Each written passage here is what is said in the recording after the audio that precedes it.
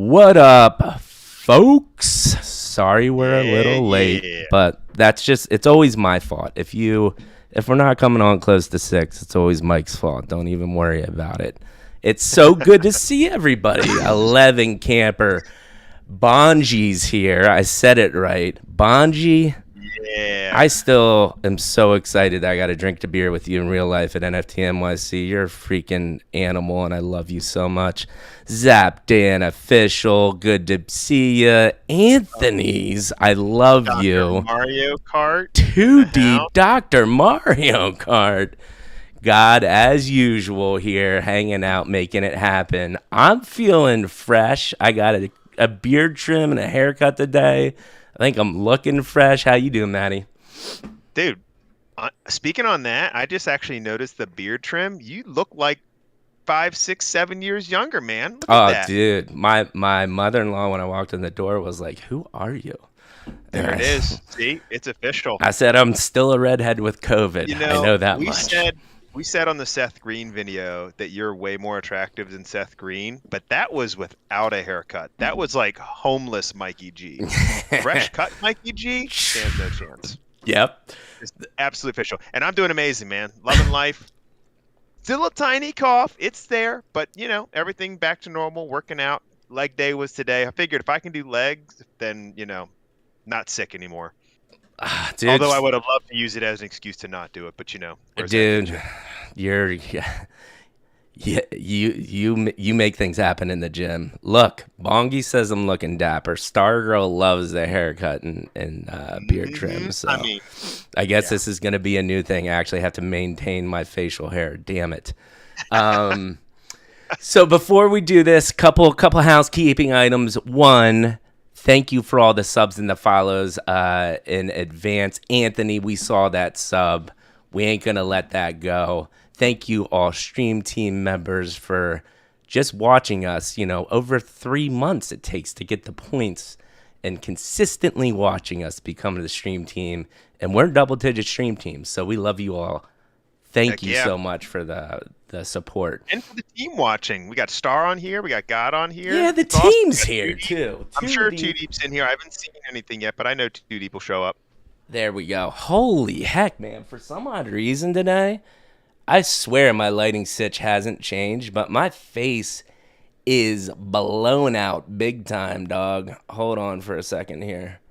We're going to get real sensual in here and dim the lights a little bit. Shit, it's still blown out. See, but Mike goes to one of those like spa haircut places. Don't be fooled, folks, right? Like I go to a barbershop, Mike gets like the entire treatment. So I think maybe his face is blown out because he probably got maybe a little mask or something going on there. I don't know. No, I figured it out. This is what happened. I have 3 monitors, and I put a white screen on the top monitor, so it's shining on my face. That's what happened. Mistake.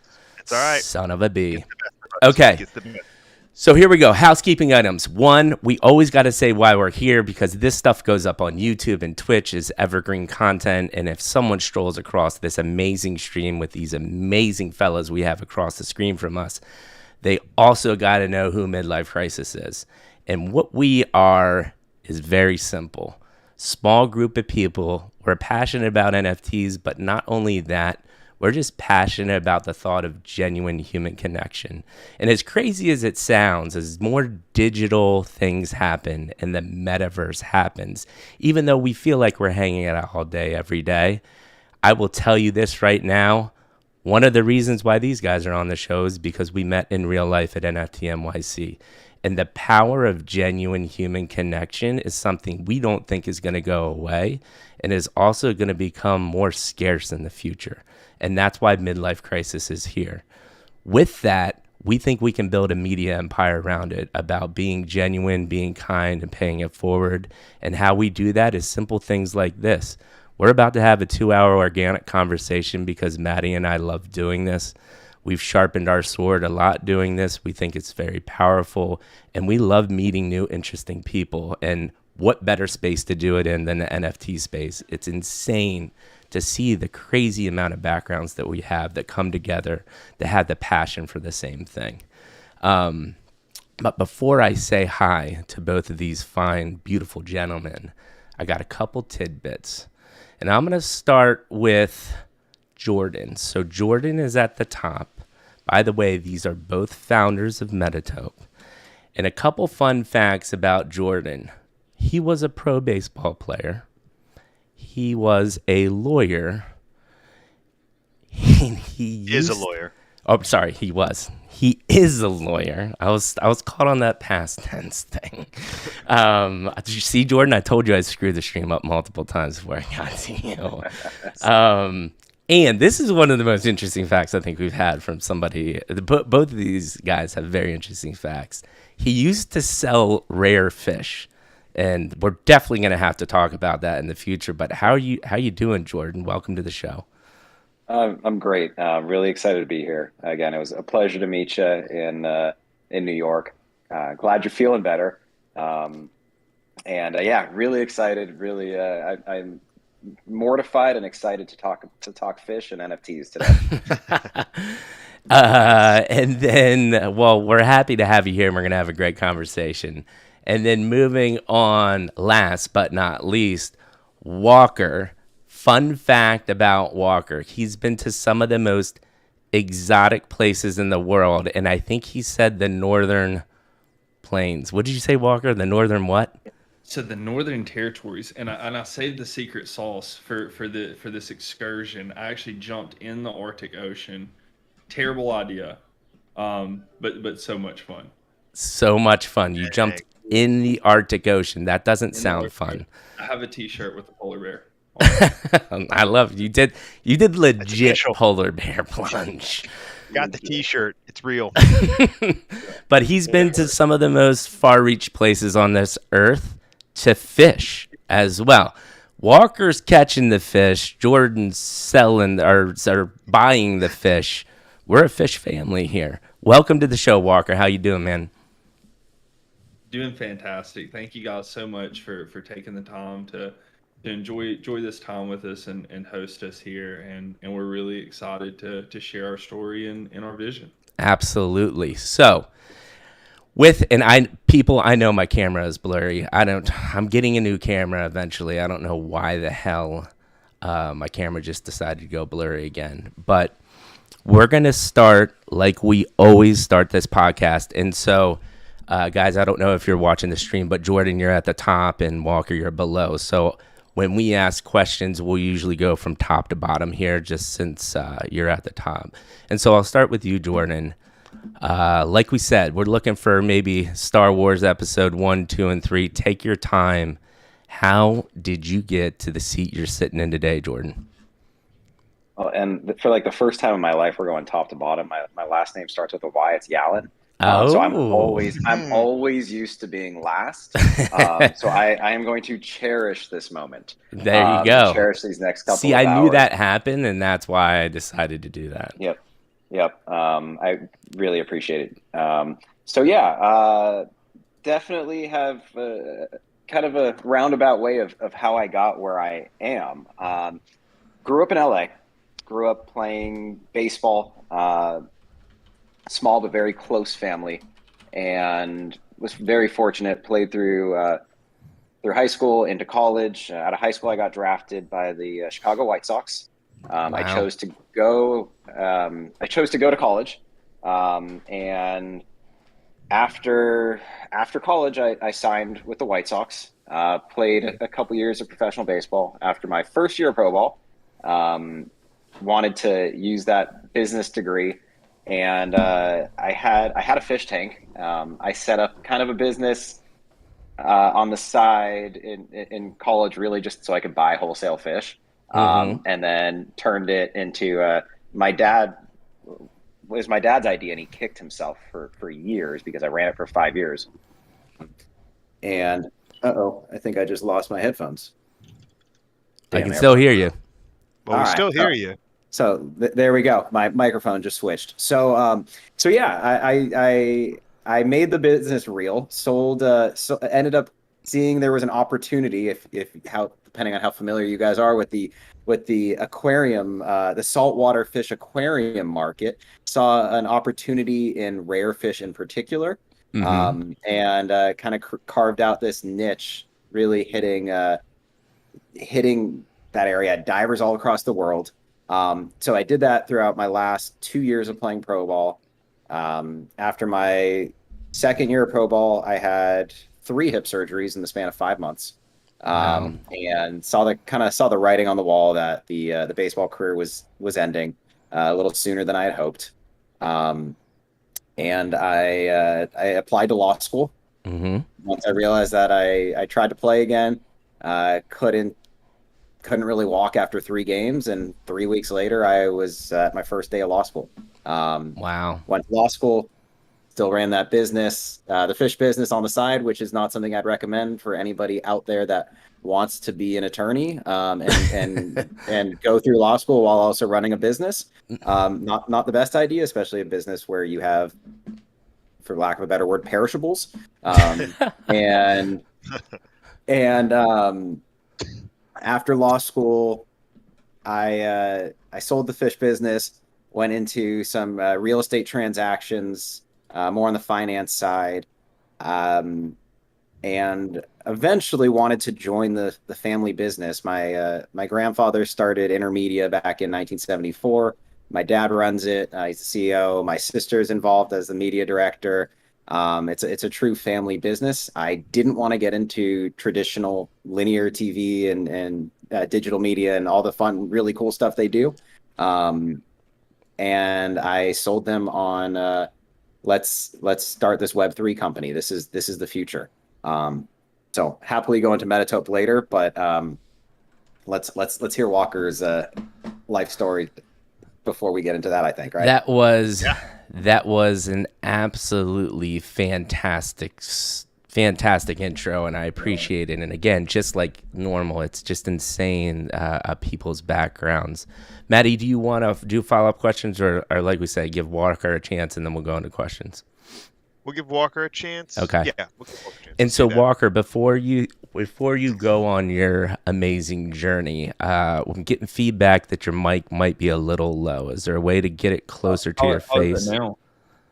Go ahead and talk again. Testing. Oh yeah, that's good. Yeah, that's a lot better. Yeah. No, I'm getting used to the boom system, so sorry about that. Yeah, it's okay. So, give us, how'd you get to the seat you're sitting in today, man? It's always so hard to follow Jordan up. He's a really an impressive guy, and that's one thing about where we're at now. And I'm gonna rewind, but we have such an amazing opportunity with great people to really build something special here. So going back, as little Walker, as a child, Yes. as I grew up, the mentality around me and what I had always seen revolved around making money and spending money, just as quicker, right? And I feel like that's the mentality for a lot of Americans. And I always thought, I was like, there has to be a better way. There really has to be a better way. So, I was driven to learn about money and to understand finances. And I even went through some tactics to open up a trading account, but before I was supposed to have one, because I really wanted to understand, how to get into investing, how to grow wealth over time. And in that journey, I stumbled along how broken the fiat currency system was. And for many years, and I mean, still to this date, it terrifies me. The backbone of what civilization is built on is it's very fragile. And it's a lot more manipulated than a lot of people realize. I mean, what 40% of the M1 money supply was printed in the last year and a half. That's really scary. And if you look at fiat currency, right, like over time, over the last 100 years, the unlucky ones have lost 99%, right? The US dollar has lost the majority of the value that it held 100 years ago, and we're the strongest one. So in that journey, very early on, I stumbled along Bitcoin while I was in high school, and really, like, just for like the first time, like bridging into technology, like really seeing this application of where we could go with money was so fascinating to me. and I really latched on. And I saw Bitcoin as this technology, like this use of energy by human civilization, that for the first time in history, in my opinion, we were able to facilitate global bilateral trade in a very frictionless way. And to me, it really facilitates freedom, right? Like you now have the ability to hedge out. You know, if you have a bad leader or a bad system, you have the ability to say no. And I think that is just so cool and so empowering. So, you know, going through that transition, I said, I need to be in finance. This is where I can make an impact on people's lives in a really positive way. And that was what I felt like I was led to do. So, you know, moving into that field, and it's a great field, you know, for young people, like, you know, going into college. I think finance is a phenomenal background to obtain and to build. But it was difficult for me because the technology and the freedom that I was able to obtain, you know, through Bitcoin and through blockchain and Web3, I wasn't able to facilitate that vision while practicing in the world of traditional finance in the United States. So I just as quickly as, you know, I really moved into that role, I very quickly began to find a way out because it was really kind of scary, right? Because all the people I was working with, you know, I wanted to help them and I wanted to show them like the things that I was doing, but I wasn't supposed to, right? And I was like, I can't continue on a route that conflicts with morals in this way. So, you know, moving into MetaTope and building this amazing company, you know, Jordan came to me with the idea, and I mean, I've been involved with blockchain and peer to peer for a very very long time, um, and I was always fascinated by NFTs, a connoisseur myself. Like I love the space and the industry.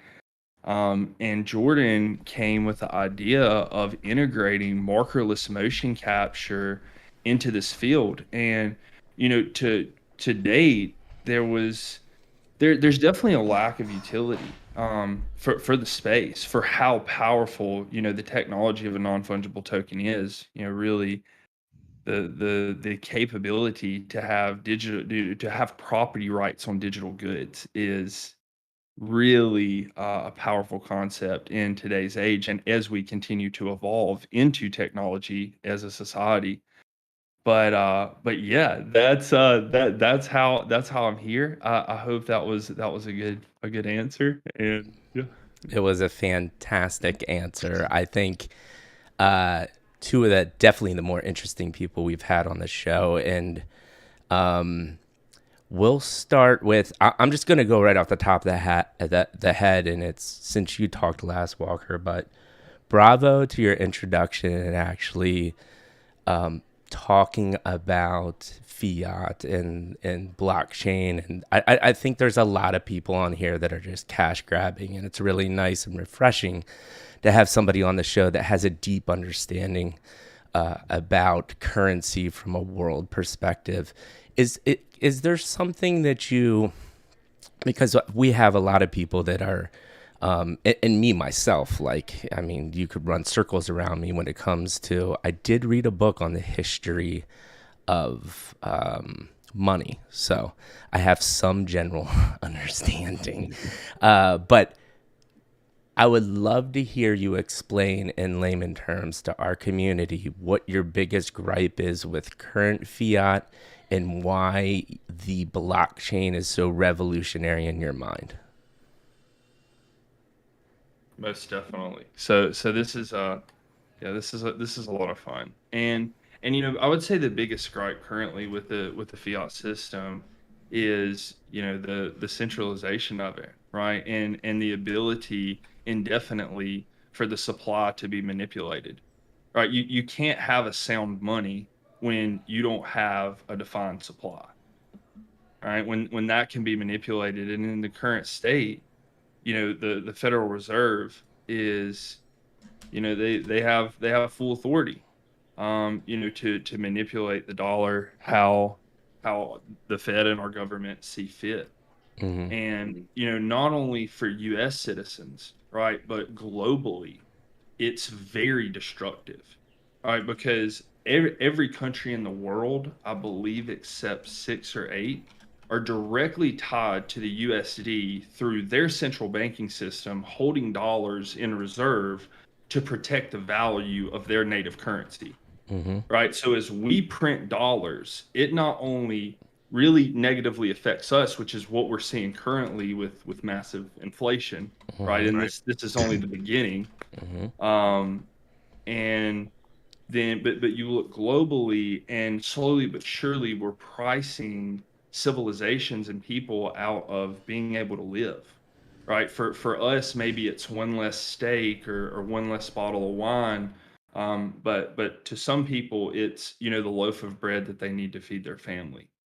And that is what scares me so much about the society that we're in, because yeah, it's yeah, that's my biggest gripe, I would say, with fiat currency, and what scares me, and why you continue to see a lot of fiat systems fail. Right. And so to But follow that up is what gets you jazzed up about the blockchain then?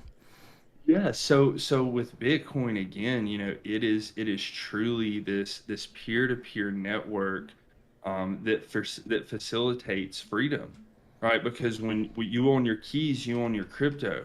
When you take Bitcoin, right? When you take this asset that has a finite supply, right? I can go and pretty much tell you, roughly the day and the time that the last Bitcoin is going to go into circulation, when we know we have these very definite events like the halving for Bitcoin, right? And we see an inflation decrease of half, right? And those happen I think it's every 280,000 blocks. But having, these very finite parameters in place, in my opinion, made it like the first truly scarce asset, the first finite asset in our galaxy, right? And so with that, just through the power of the internet and through the power of blockchain, we have the ability to facilitate our own systems of value. We don't need a middleman. We don't need a government. We're not at the mercy of some centralized entity,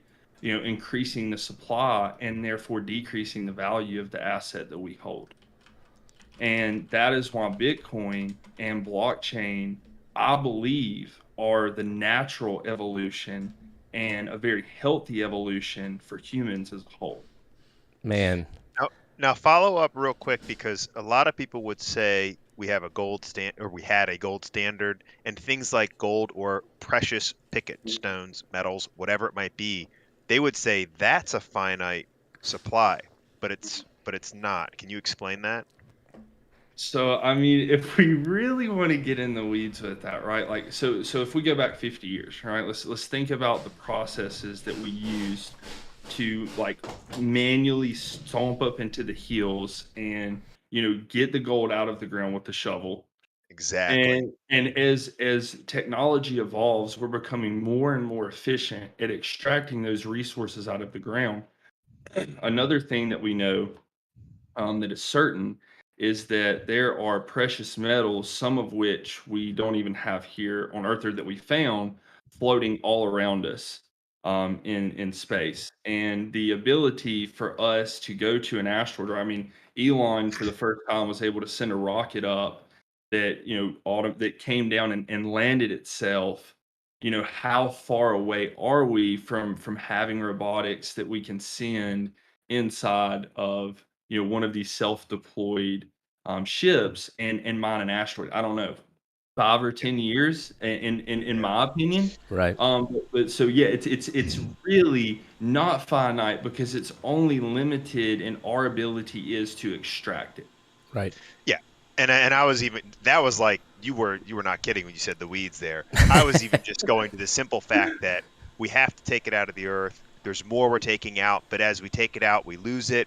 They just found that pirate shipwreck like 3 weeks ago that had like billions of dollars of gold in it or whatever it was. Now in terms of today's value. My point, though, is that it's constantly fluctuating, right? And so we think it's finite, but it's really not finite. I think even just in the simplest terms there, digitally, Bitcoin has created a just mathematically finite resource. And that is a big deal in the world of currency since the beginning of currency. And I just think that's a fascinating topic.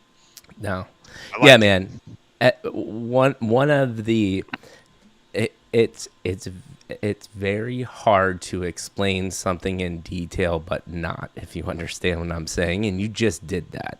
And Maddie and I are literally texting each other and saying, clip this immediately so we can put this on YouTube. I mean, it's very, very well said. So I appreciate that, man. And I think circling back to you, Jordan, kind of this similar theme. I like this theme a lot. Like, can you talk to us about your crypto journey? I mean, you have such a cool background. You go through law school.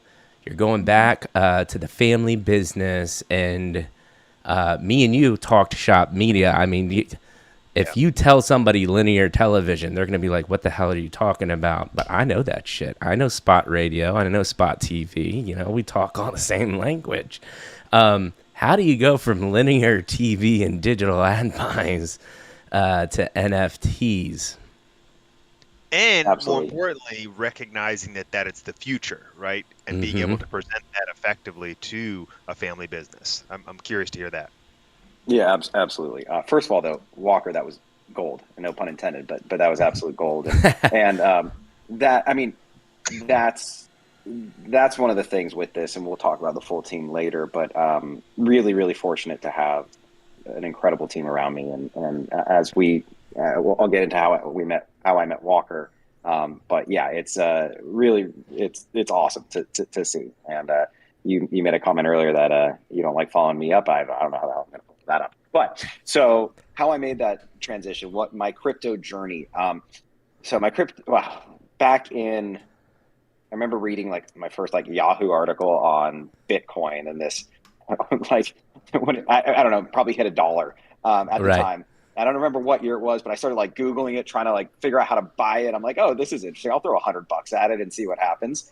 I don't even think it hit $1 at the time. And I like started looking at it. I'm like, okay, dark web is scary. Let's not do that. As time progressed, I kept seeing an article or seeing something. Always was intrigued by it. I'd try to buy it. Too hard, too scary. I'd stop. And then all of a sudden Coinbase came around. And I don't know, end of 2016, beginning of 2017, I was finally able to buy, at the time they had Bitcoin, Ethereum, and Litecoin. And I just started, we're going to talk, we talked fish already. I'd take some fish money, and take some profits, and I'd start to dollar cost average into some cryptos. And that was just purely, this is kind of cool. This is money I'm willing to burn because I didn't fully understand the technology at the time. Right. I always kind of think when I don't understand something, there's usually something there when I'm seeing other people get excited. Right. And I try to understand it. I get very curious. So I would just dollar cost average into it. And I was an investor. Fast forward to being done with baseball, getting into law school, learning about intellectual property rights, learning about title and how you convey title, things like that. And it started getting more and more interesting. And the whole time throughout law school, I'm just intrigued by the blockchain, intrigued by smart contracts, later on non-fungible tokens, and thinking, how can we take this? I wanted to figure out a way to combine media and blockchain, and because I really, for the life of me, I just didn't want to do the traditional family business the way it was. I had to try to figure out my own spin on and leverage that foundation to something else. That's really what it was. And I grew up in the company. Again, very, very tight knit family. But for some reason, I always had this desire to put my own spin on it. And Mikey, no hard feelings on the traditional media side. yeah, I wanted to always Blast away, man. I hate it too. It's given me a very, very good life, and a very awesome opportunity, Right. and incredible resources.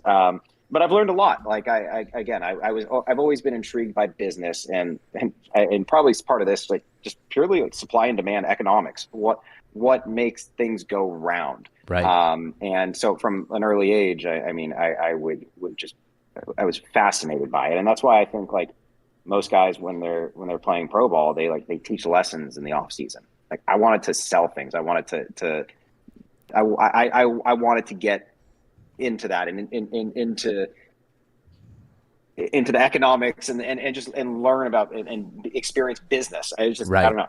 Right. It was a little bit different. So beginning of 2021, end of 2020, kind of transitioning careers, non-fungible tokens start to become more popular. I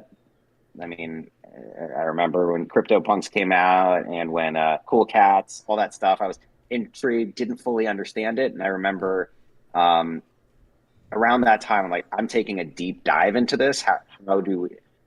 This is interesting. Again, one of those like that's foreign, that's weird. I don't get it. Let me try to learn about it. Right. And started just studying. And when you do like some of these real estate transactions, and there was this one transaction in particular where it was we had both attorneys on both sides in agreement. We literally had a spreadsheet with debits and credits. Everybody was in agreement of how the funds will be dispersed, what goes where, all that. Right. And you're dealing with a title company, and it took a week and a half to get the closing statement down right. And we went through multiple, I think it was 6 different revisions. It's an archaic system. The title system is archaic, like pink slips for cars. It's archaic. Yeah. And I'm just like, that's not at all what we're doing, but it's just another example of great example. It starts to click. Here's a great way of how we can utilize non-fungible tokens. Yep. So then all of a sudden the PFP standard comes around and digital art comes around. Cool nonetheless. The verifiable ownership of digital property, very cool. Logical connection to video games, logical connection to a lot of things that are out there. But seeing people take a picture of a Bored Ape and just like cutting the face out and photoshopping it onto their body, to me, I'm like, this is a beautiful technology. Yeah. We can do better. We can do better. So then it became, okay, how do we take that 2D image that people are using to Photoshop and turn it into a 3D model? We already have motion capture technology around us with our phones. So people are familiar with that experience. Right. How do we take that and create a true virtual identity that can not only be your identity on social media, but also in a video game, on Zoom? Any time where you need that virtual identity, why should it only be constrained to a profile picture? Yep. Why can't we go cross-platform and actually like embody it, actually bring it to life, animate it, bring it to life through your movements or through your controlled movements? And so that's how MetaTope was born. I love it. And started trying to build. And I'm a lawyer. I'm anything but a developer. Right. And you've heard Walker talk. I don't have that expertise. I was purely a hobbyist investor and intrigued by cryptocurrencies and blockchain technology. I needed an expert and a very, very close friend I was just talking to about this project, looking up people. He's like, I got the guy. I know this guy. Awesome. This kid. I mean, Compared to, we are called midlife crisis because we're 40. Yeah. And here Walker comes along and he's brilliant. So that's kind of how that was formed. And that was summer, but I met Walker summer of 2021 and we've been just building since. That's awesome. So I'll let Walker tell the meetup story. But before we get to Walker, because I want to hear the same from Walker. There's 2 things that really kind of stuck in my mind, and one is, like we said, we like to talk about people, life, and we will get to MetaTope and the NFTs, but it's rare we have someone with like you have a very varied a very varied background. So I've got 2 questions, and I think I'll do the general one first. But with someone like your background, and it can be one or can it be a couple, are there, because you said you always wanted to get into business, and like what's really fascinating to me is you became a pro baseball player. There's a lot of people that get to that mentality and it's like, that's it, right?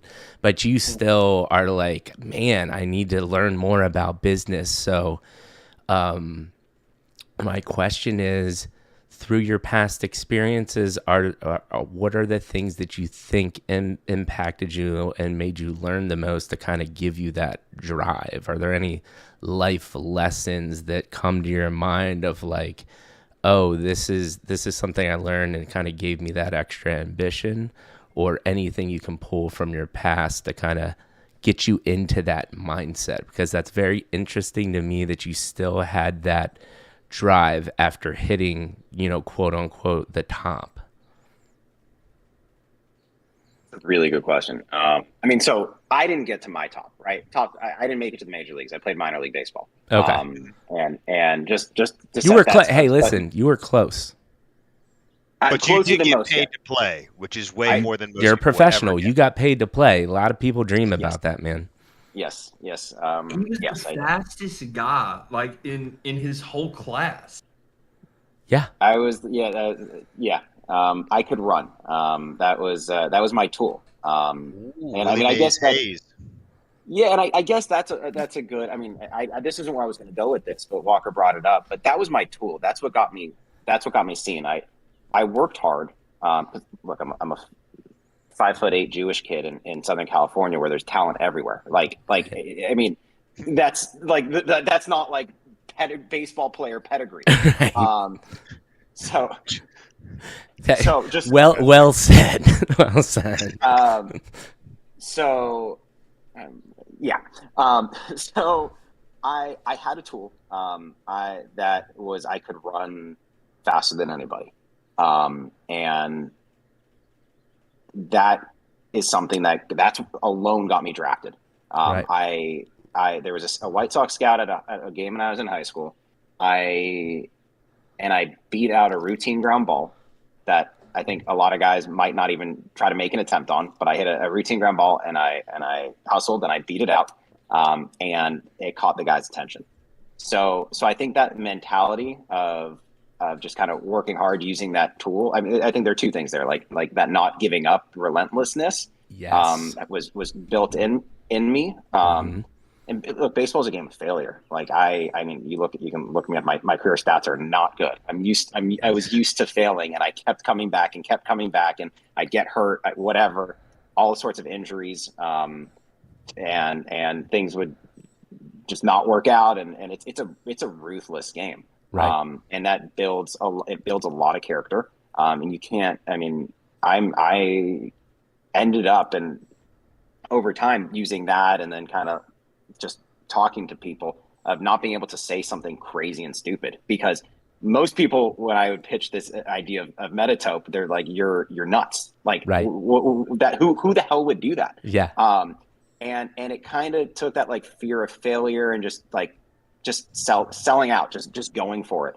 Because that's what was something that I really, really strove to do, is just sell out, let it just. I mean, and not sell out in like the musician kind of no. I hear what you're saying, but you know what I mean. Just balls to the wall and go for it. So I think that was a value and a mentality that really carried over. Yeah, no, I love that. That's a great. That's great feedback, and it's something that we actually use that a lot, right? Because people hit us up all the time, and it's like, hey, we want you to advise us to help sell our project out. It's like, listen, people, it's like NFTs isn't this just magical unicorn thing. It's the universal principles across life.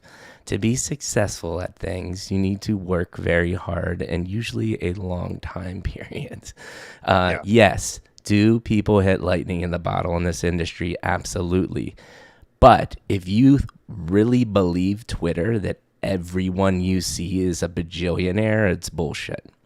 And the very successful people in this industry and any other industry are working hard and not giving up. So I love that narrative, man. I appreciate that feedback.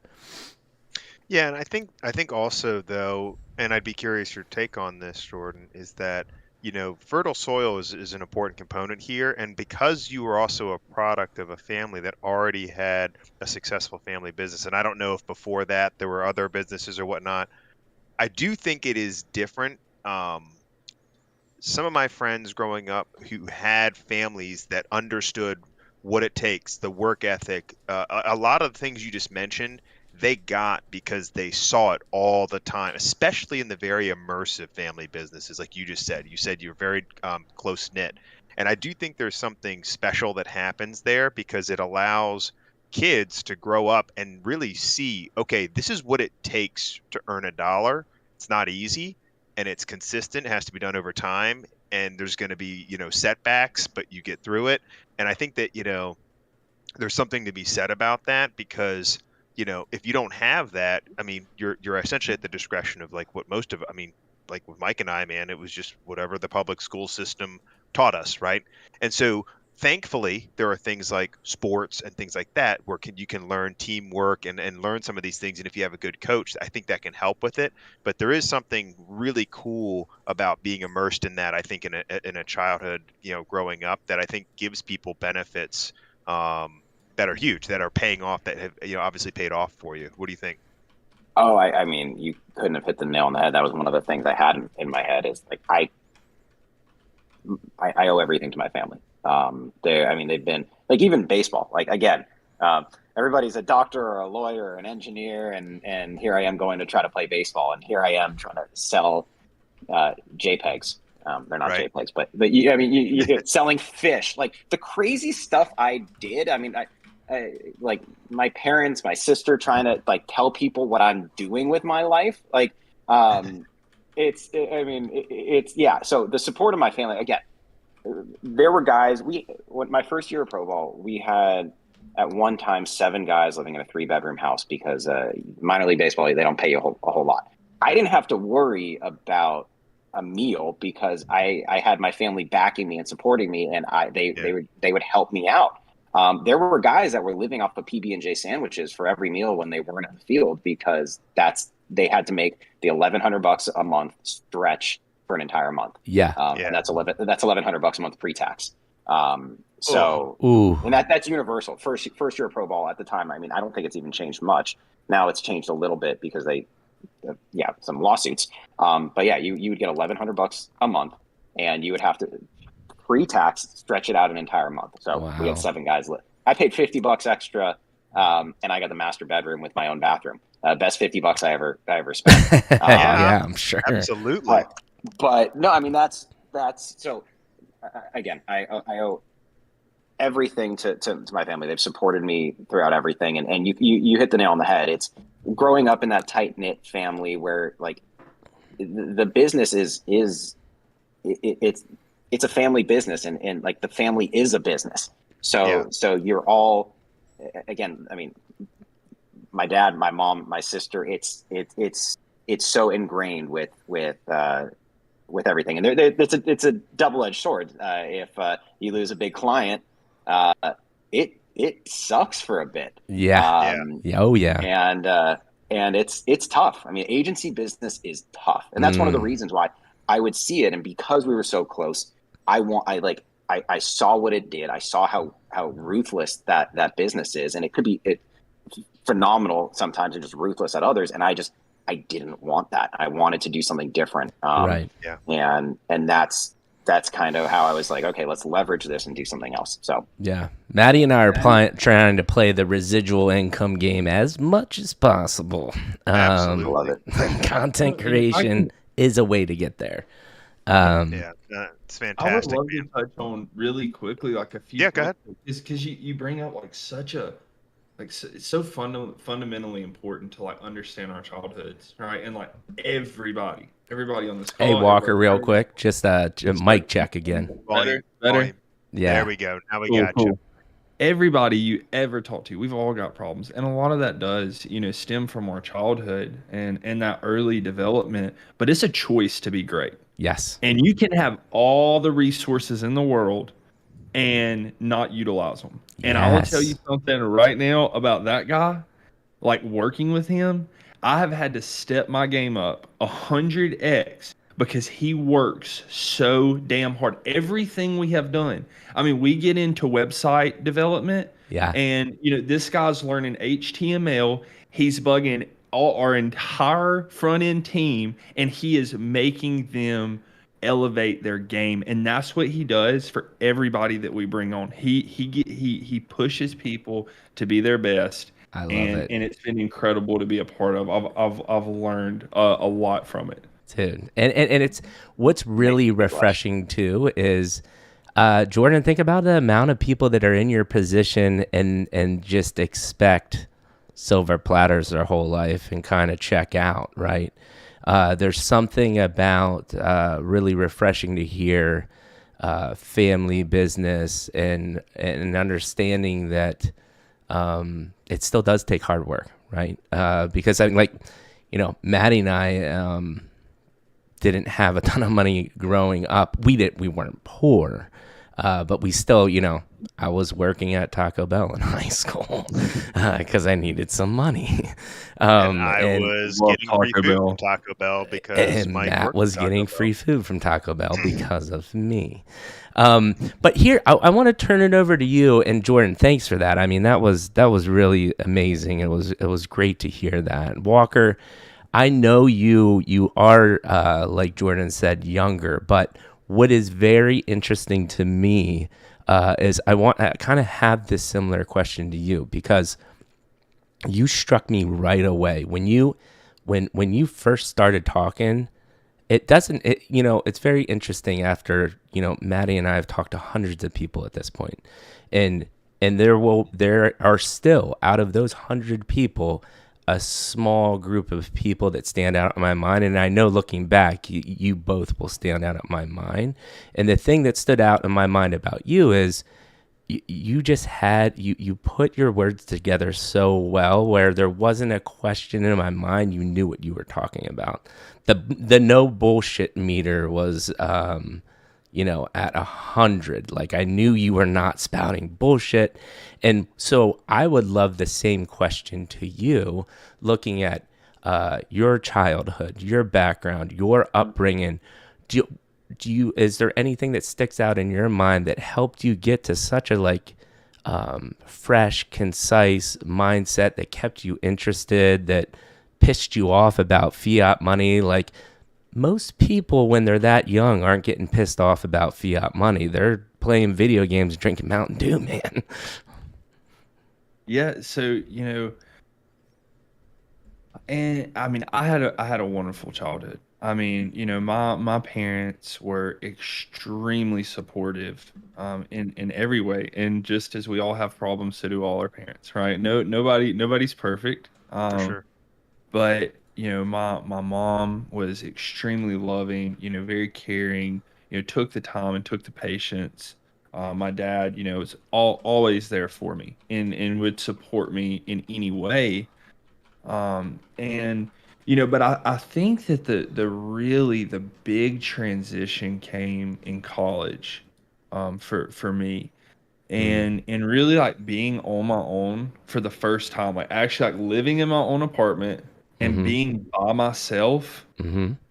It was and like I've read studies like this happens to a lot of people. It's not an anomaly like that. That's where your quote unquote your demons come out, where Right. you really understand who you are. And in that first year, I had to realize like there were things about me that I didn't like, right? And I really wasn't happy with, and I had to look to my childhood and to what had built me to where I was, and identify those things. And it was really powerful in taking like ownership of who I was as a person. But it was also kind of hard to take into reality that, you know, the things I'd done that I didn't like, or those characteristics about myself, that was a choice that I had made. Right. But it gives you all the liberty. You Yeah. know, with liberty comes responsibility. Yeah.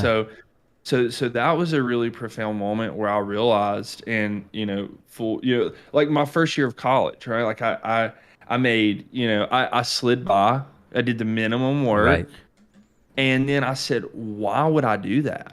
Right? I'm spending my time here, and the last 3 years of school, I made a 4.0. Right? It was literally just a choice.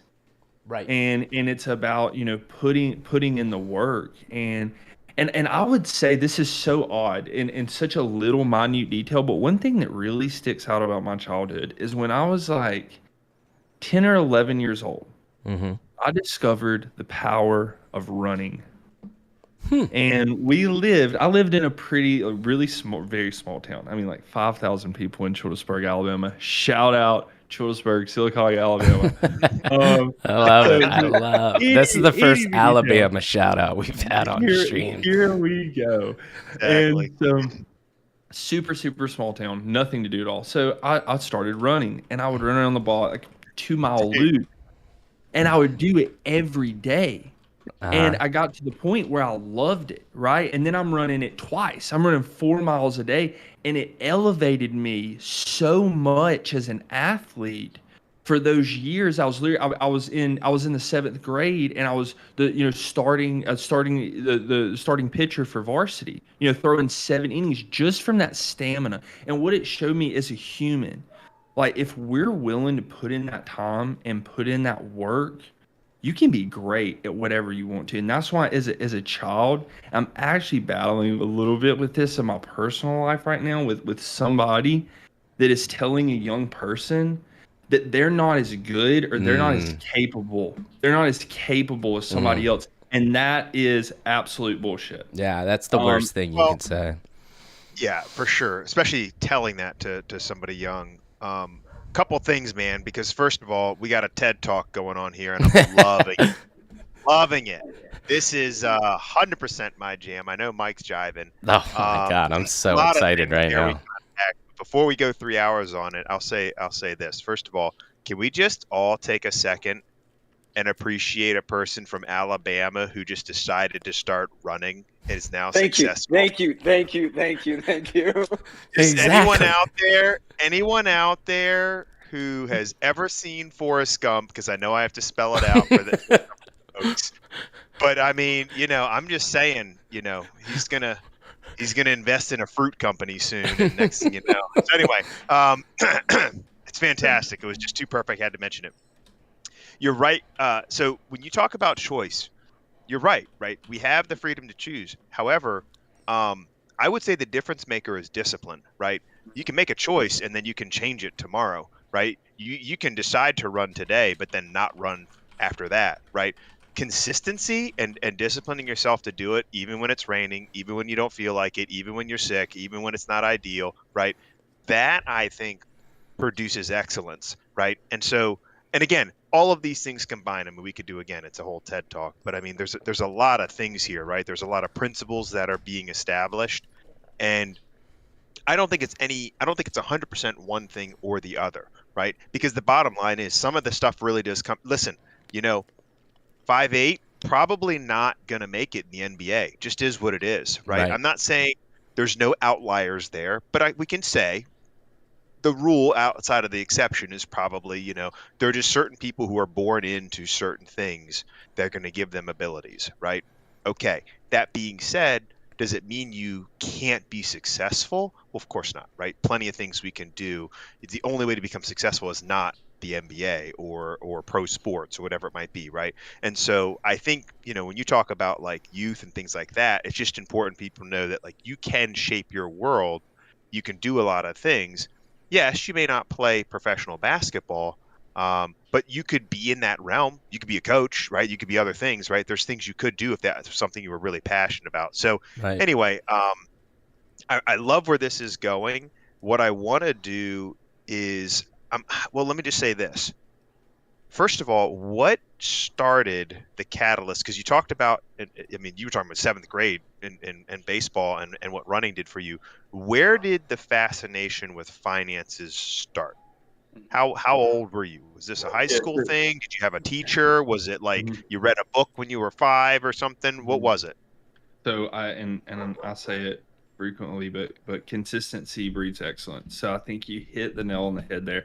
And I want to preface that though, because I'm a very strong believer that we've got a lot of work to do, you know, Sure. as a society, as humans, and offering, you know, better living conditions for the majority of the people on our planet, and that should be something that is at the top of the world agenda, you know, over the next few decades, because we now have the ability, you know, I'm not going to get into 3D printing homes and all that, but we're moving into processes that are much more sustainable. Hmm. And so, but there are a lot of people that, you know, they are born into a situation where they're 20 foot in a hole. And, you know, just like you spoke on, I mean, your environment breeds you. And for a lot of people, they don't have the opportunity to even see the choices that they have.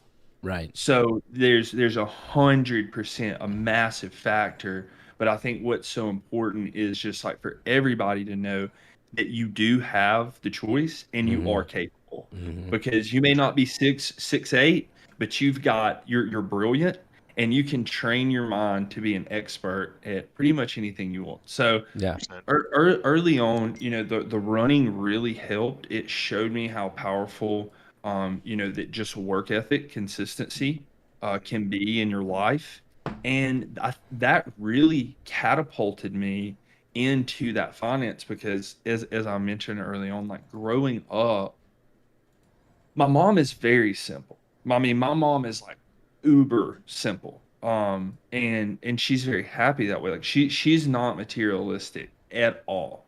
My dad is more materialistic. I mean, he definitely likes things a lot more. And you know, but as I grew up, I just saw a lot of money, and a lot of risk, right? Jordan touched on that with his family business. My family business is boats and ATVs. They're massive boat dealership in the southeast. They do a phenomenal job. But as you can imagine, you know, the boat industry can be very subject to the overall, you know, Yeah. behaviors of the consumer. So I Hmm. saw a Luxury. lot of risk. I saw a lot of money, but I saw very little wealth. And I thought, if I can focus first and foremost on how to build wealth, how to implement sustainability before I even get to those prime earning years, it makes it a lot easier. Mm. And I think I took those principles that I learned early on from running and from reading, and applied them to finance. And then the rest of the progression was really more natural. Got it. Dude. I think it's fascinating, man. It's funny because to go back to what you said first, which was that, there was a need for youth to learn these concepts. You're an example of that, right? And, Right. and I'm not saying people necessarily need to I mean, you studied finance, right? But even just like you Well, said, so some I actually really didn't. basic. We didn't have a finance program at Wow. my school. Wow. Yeah, So what did you study? What did you I, actually stu- study? I studied business. Going back, I mean, hindsight 2020. To be perfectly honest, the education that I got in college was, you know, was pretty lackluster. And I Yeah. think that college experience is, you know, for a lot of people, that's what you get. Now there were outliers, and I had some very valuable mentors come through Hmm. that school. Hmm. Shout out Dr. Deloach. He was amazing. He spent time with me. Funnily enough, me and him would talk about crypto probably once a week. I still Oh remember man. I mean, he a good mentor, leader, Oh man. educator. I mean, They're rare, sadly, but yeah, when you come across one, they're amazing. The impact they can have, no question. Irreplaceable. Yeah. Irreplaceable. So had some definitely very good influences, but much more concentrated. And I guess when you break it down that way, 100%, all the time, all the money was worth it. But at the same time, from like a really like traditional and applicable sense of what that degree got me, definitely felt like a massive waste of money. When I'm talking to young people, most of the time, because it just so happens, a lot of younger guys, they tend to lean toward business. I feel like especially the last few generations, really, moving into like that hyper entrepreneurialism that our society is really fostering today. Right. I mean, that was me, and that was 20 years ago. I mean, I was all about it. Business, like Robert Kiyosaki. Get yourself a business system. Yeah, and so now what I tend to tell kids is like, look, if you're going to go to school, you need to have something that you can actually apply. Like what I found with my general business degree, it got you in the door, but it got you nothing else. Right, like nobody's looking for a general business degree. Now, if you want to go into business and you have a background in finance or you have a background in accounting, that is strong, that is applicable. And so that's what I normally advocate for me. Right. More than anything, it gave me the time to mature as a person, and I'm so grateful and lucky that I had the opportunity to have that time. So that's awesome. So good. That's why I got a graphic design degree, because I was like, I know I'm like acquiring a skill. Yes, and I want to turn it back. So Jordan, with going into law, because that's kind of was law like, hey, if I don't do baseball, was that always the back burner, or did something happen in baseball where we're like, you know what, attorney? And the reason I also say that is because we're talking about developing skills, and one of the things I think is interesting is that I think so many people get trapped, probably because of TV shows, that like attorneys are people that spend their whole day in court. They don't realize how actually diverse the career paths of attorneys can be. Mike knows, married to one. Yeah. But it's also amazing, even people who don't even practice law anymore, whose training was as a lawyer or as an attorney. And I think one of the cool skills that comes with that is the ability to articulate an idea clearly. And be able to, I mean, a lot more, right? You have to be able to take data in, you have to be able to debate and have conversations and whatnot. But words matter, right? And you learn to be very specific. And I think that precision yields a lot of benefits long term. So my question is was that the goal, or was it like just straight law? What was it that got you into law, and what are some of the skills that you feel like you've extracted from that have really prepared you for this? Okay. What you're doing now? Yeah. So I mean, I'll come back to it, but attention to detail. I mean, it's to the point where it's obsessive and drives people crazy. But when you're talking being like entrepreneurial, which I think is way too overused and I mean, everybody thinks they're an entrepreneur, and then they are. It's general business. I had an entrepreneurship degree that I would have much preferred. I got a finance degree. I mean, I can't finances. If you want to be in the business world, that's where it's at. But a term that people are using more and more is founder, and I think that is. I mean, really, that's. I don't necessarily want it to take the place of entrepreneur but it's much different. And I don't think people realize the difference between what it takes for a founder. I mean, Walker and I, as co-founders, we're doing stuff that we're learning stuff that we never thought we'd have to do. I got a separate computer just so I could download 3D rendering software and learn to speak the same language that these artists speak, so that because you have to, and you have to. I mean, you should have seen us. We looked 10 years younger last year when we first met. The reason I wear glasses is because I'm hiding the bags under my eyes. So to get to your question, and so that attention to detail and the skills from law school that really relate are I mean, you hit the nail on the head, but part of it is also a big part of being an attorney is you take a rule, you take a law, and you reapply it with a different set of facts. So that is also, I mean, between attention to detail and taking these standards, but then taking different bits of information, extracting the key information, spotting the important bits of information, issue spotting, and then reapplying is huge. And that issue spotting alone, you can't even overestimate, because that is just, I'm personally able to pick up issues with developers, even though I don't know exactly what they're doing or the language, because I'm able to, because they honed in those issue spotting skills. So going back, I went to law school to not practice law. I knew that from the beginning. I was and people would look at me and they'd cock their head sideways and like, really? You don't want to practice that? Absolutely not. So, and you said something, and I jotted this down. So people would always ask me, and Walker, you're talking about this a little bit about like a young person being doubted, right? Again, people would say, okay, yeah, that's nice. You want to play professional baseball. What's your plan B? Like, you're not going to play. What's your plan B? Like, think realistically. And I always corrected them. And I said, I'm going to play. It's my next step. I'm going to play baseball as long as I possibly can. Love it. And I don't have a backup, because this is what I'm doing. And it's kind of that mindset of fully committing. I was fully committed, and I had to be in that mindset. But it was always my next step. I didn't care if I played in the big leagues for 20 years and made $100+ million. I was always going to do something, because that's also like my personality. I'm not going to be one of those guys that just makes a ton of money and retires on the beach. Like, no. I want to build. I love building. And that was my next step. So there was a brief period of time where I considered getting an MBA, but I felt that a JD opened up more doors. My dad's an attorney as well, but he runs a media company. And I've seen how valuable it is for him. I know a lot of people in the business world that, and again, just it teaches you how to think differently. And I wanted to learn how to think like an attorney. For sure.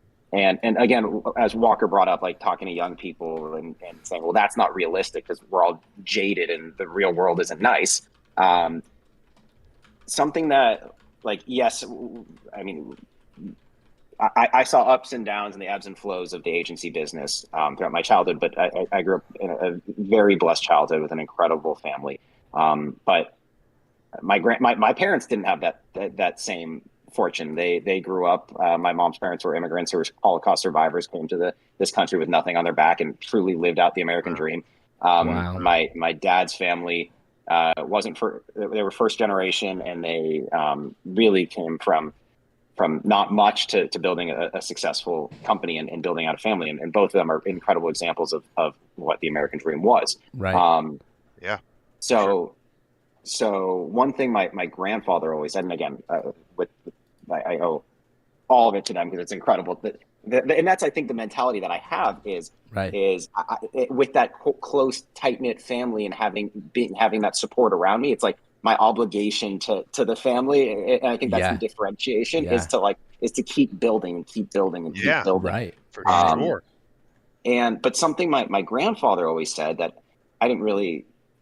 I've always thought this way, but I didn't really fully understand it until now. Was it doesn't cost anything extra to think bigger, which, like, of course it does, because I thought big and we spent a ton of money on MetaTope, and it, of course it does, nice. but it really doesn't. Like, I've met so many people that are afraid to take those risks, and they live inside of a box, and you got to think outside the box. It's fine if you want, depending on what you want to do, but somebody that truly wants to build, be a founder, you've got to get outside your comfort zone, which is really, really damn difficult. We're still doing it. But you got to think bigger, and then you got to keep pushing yourself and your imagination. So I went to law school to not, no, that was amazing. Law.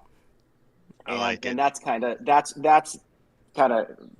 that was my mindset. That was what led me down that path.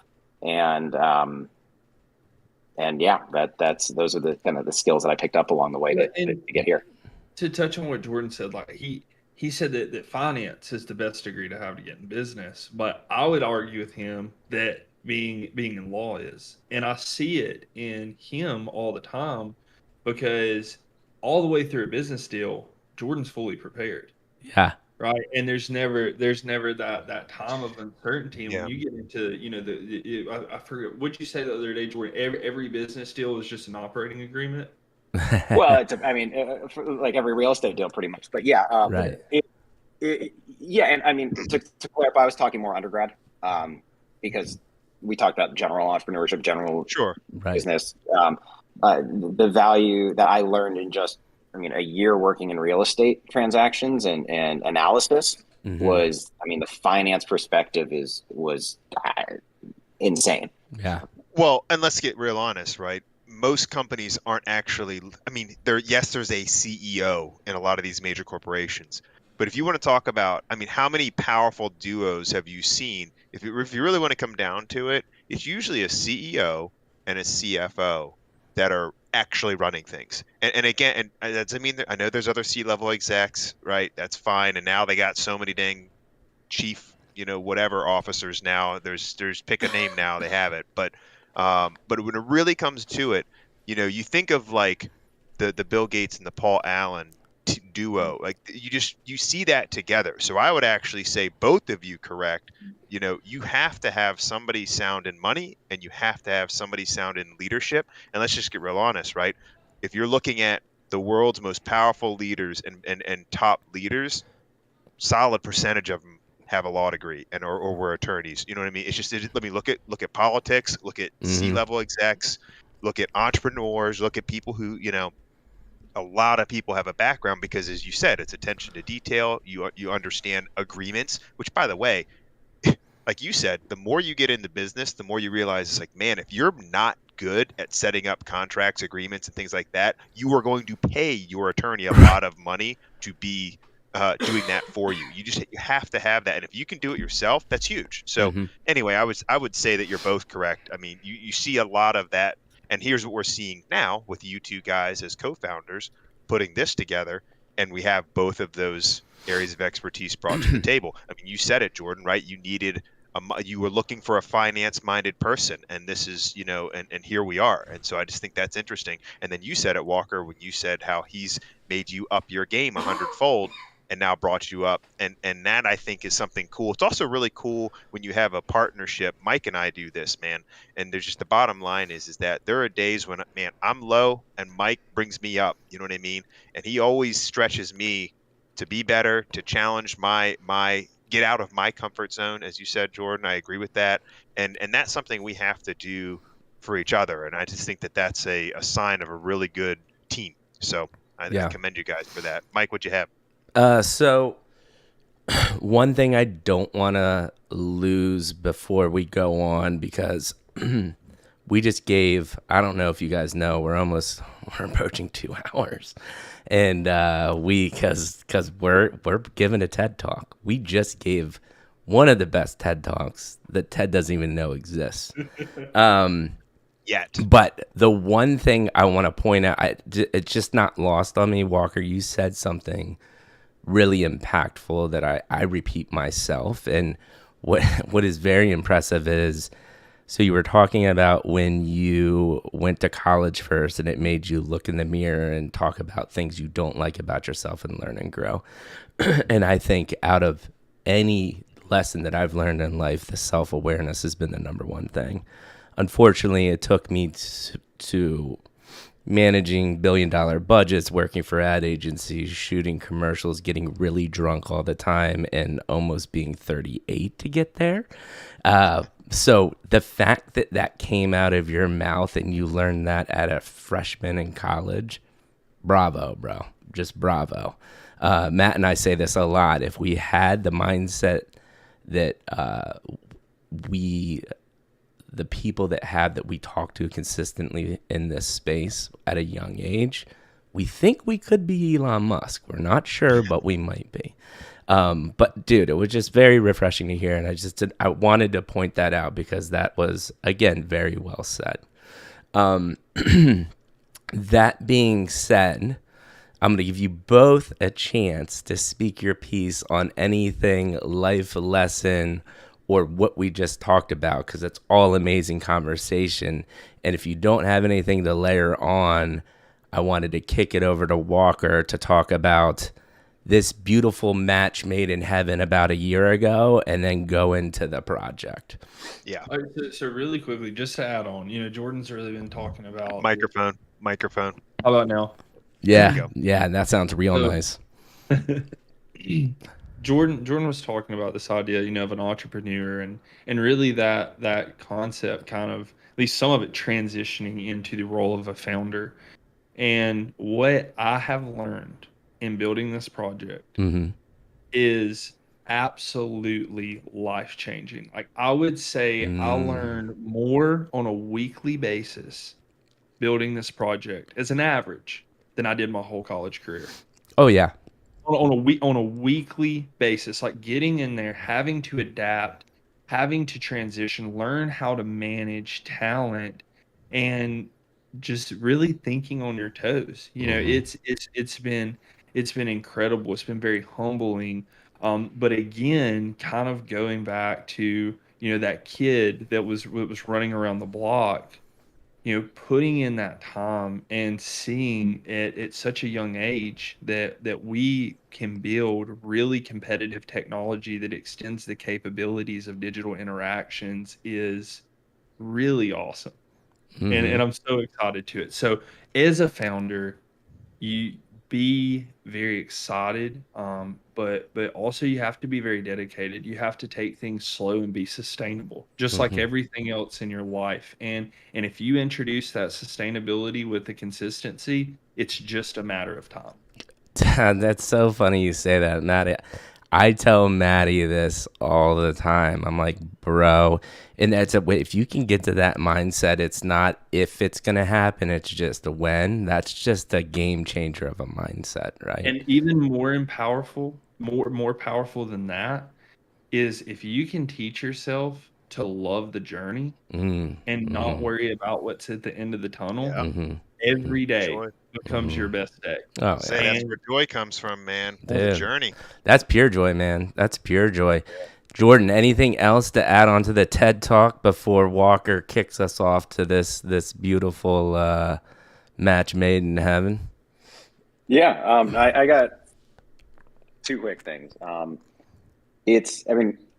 wouldn't trade this for anything. I absolutely love it. I mean, you guys, look, I grew up, talked about my dad running the media business. My mom is a physical therapist and had her own physical therapy practice before selling it. And it was drilled into me, you never want to work for somebody else. You always want to be your own boss. And I had that mentality growing up. The truth is, it doesn't work for everybody. It's not, you've got to grind. You got to be willing to take risks, and not everybody is willing to take risks. Yes, you've got that consistency that I think you can apply anywhere. But it's I think we kind of that's why everybody went into entrepreneurship, and why some people struggle. Like we glorify this, and it takes a lot of skin, thick skin, and it isn't for everybody, but I wouldn't want it any other way. And it's been an incredible journey. With the one thing that I'll say, you're talking life lessons, that I learned early on, later in college, was that the notion, and I'm sure you guys have heard it, where you're the sum of the 5 people you spend the most amount of time with. And to the idea, pardon me? He said he agreed. Yep. And the idea and that notion that you are that you take on, no matter if it's intentional or not, that you take on attributes of people that you're spending around time with. I saw that. It's not like I was hanging around bad people, but I was hanging around, playing baseball, doing things. So I was really motivated to get into that business world where you're more than just there are a lot of meatheads and stuff. There's some really great guys that were great friends, but it was more than just playing ball and having a good time and playing video games. I was longing for something more than that. And So I think we're talking life lessons. That's a really important thing that to when we were talking mentors earlier, to surround yourself with those key influential people. It's so important. Build that network, build that support system, and truly, I mean, I'm sure we've all been there. Unfortunately, sometimes you have to cut out people that are propelling yourself, that are just holding you back. And it's I think that's a part of growth. I know it is. So that is really, and that's, again, we're going to talk about MetaTope right now. We have an incredible team, and that's why we're, I think, going to be very successful with this project. I hope we're putting ourselves in the best position. We're as best prepared as we can be because we've surrounded ourselves with some incredible people. And that's who we are, the people that we surround ourselves with. So, okay, now I'm turning it back over. That's so good. And I you know, we're going to now cut this to, like, we're going to have to make a montage of this conversation. And then I want the end to be Maddie and I speaking to our audiences and saying, this stuff makes you have a successful NFT project, not all the other bullshit. Because if you want to do NFTs, it's a long-term game, and that the stuff that we just talked about is going to sustain that. Go ahead, Maddie. And I would even take that wider, right? This stuff is what makes you successful. Yeah. Period. Yeah. Right. This is nothing about NFTs. The principles of success are the same, whether you want to be a baseball player, whether you want to be an attorney, whether you want to be in finance, or whether you want to launch a successful NFT project or start a business, right? These principles are the key here. And that's what we're talking about. And I just think that a lot of people will miss that. You know what I mean? Right. I mean, you were talking about, you guys, everything we've said, I don't even have to go, through it all, but like the idea of work ethic and, making a choice and having the discipline to follow it, right? And then pursuing these skill sets, right? Skill sets, by the way, and that's why, Walker, when you were talking about college seeming a little bit, unsatisfying, it's because knowledge and principles are two different things, right? They can teach you knowledge, but they can't give you that applied experience that real life gives you. And there are principles, though, that you can observe and learn at a young age that can help set you up for that. And those are the things that carry us forward. And it doesn't really matter what, again, at the end of the day, I used to tell people, look, I was in the firearms business, right? But I always told everybody, listen, we sell widgets because it's all the same. It's sales is sales is sales. It doesn't matter if I'm selling you an ice cream cone or whatever it might be, or a bicycle, right? If you have to understand human nature, psychology, and understand what it's about, and the success principles are the same in any, or a rare fish, right? It's all the same concept, and that's I think what I think really is the takeaway. And I know that's what you meant, Mike, because you were gearing it towards NFTs. Yeah. Mike and I just talk about this all the time, right? And it's really heartwarming. And I know Mike's jazzed because it's like you're saying things that we talk about all the time. So it's really cool having this consolidated. Yeah, and the other thing to add on to that is not only is it, we love these conversations. Like this is why we do what we do. Like we want to build bigger than NFTs. We want to be on stage. We want to write books. We want to help people lead and mentor and all that stuff, right? But isn't it funny that you start talking to people that are launching NFT projects like yourself, have had successful past backgrounds, and these same principles always percolate to the top. And it's just so cool to hear these such drastic different journeys from all of these walks of life, but they come to the same principles all the time. It's just really fascinating to me. And I will also say, a couple people in chat said, you guys better be back in the midlife fam at some point, because people are eating this shit up. They love it. Yeah. Love it. That's been great.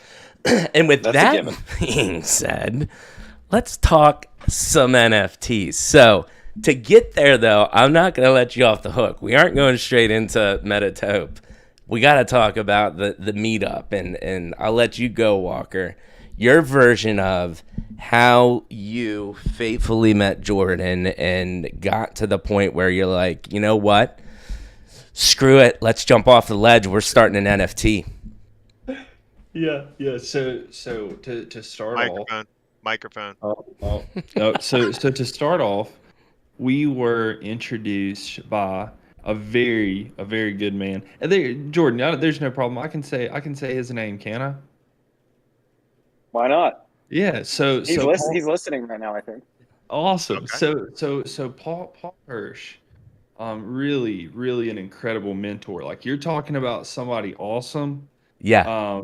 That guy is, I mean, he's one of the best teachers I've ever been around in my life. And Awesome. yeah, and I think it's so powerful, right? The people say like it's not about like who you know, it's how you know them, but it's also like who you got introduced by, right? Like the connection that you have to a person translates to how you're going to perceive the person that they're introducing you to. And so I think that had a really profound impact because we were able to come in to the very first conversation with a lot of trust, right? Hmm. And we were both very transparent with where we were at. And so things started, and obviously it's all a big idea, and it's an absolute scramble to even find the tangible items that are going to make this more of a reality. Hmm. And so, in building that, we had to find, front end developers, back end developers, people to help us with our augmented reality, artists. We were just in a scramble Hmm. for talent. So let me go back. I'm sorry. So we start off, and we're really getting into it. We're placing some of this talent, and then Jordan's like, okay, you got to come out here. We got to work together and really meet each other. So I flew out to LA. Incredible trip. We had a blast. It was my birthday when I was there, so I worked through my birthday. It was so fun. Yeah. Wouldn't have wanted to spend it any other way. And we literally grinded for like 4 days. Just locked ourselves in a big conference room with 3 whiteboards, a few computers, and we just went at it. What came out of that is a lot of jumbled thoughts and a halfway decent 35-page business plan. And Mm. we took that, and we took that the foundation and the relationship that we had built, and we started to put together what I think is an absolutely revolutionary product. And I would love to have, so that's how me and Jordan met, and really it was this system of proving ourselves to each other, right? We Right. met, we had no background, but we trusted each other. And as we built that foundation and those expectations, and we showed each other that, you can rely on me, and I'm Yeah. going to be there and produce the best I absolutely can, and I'm going to be there to pick you up. Iron sharpens iron.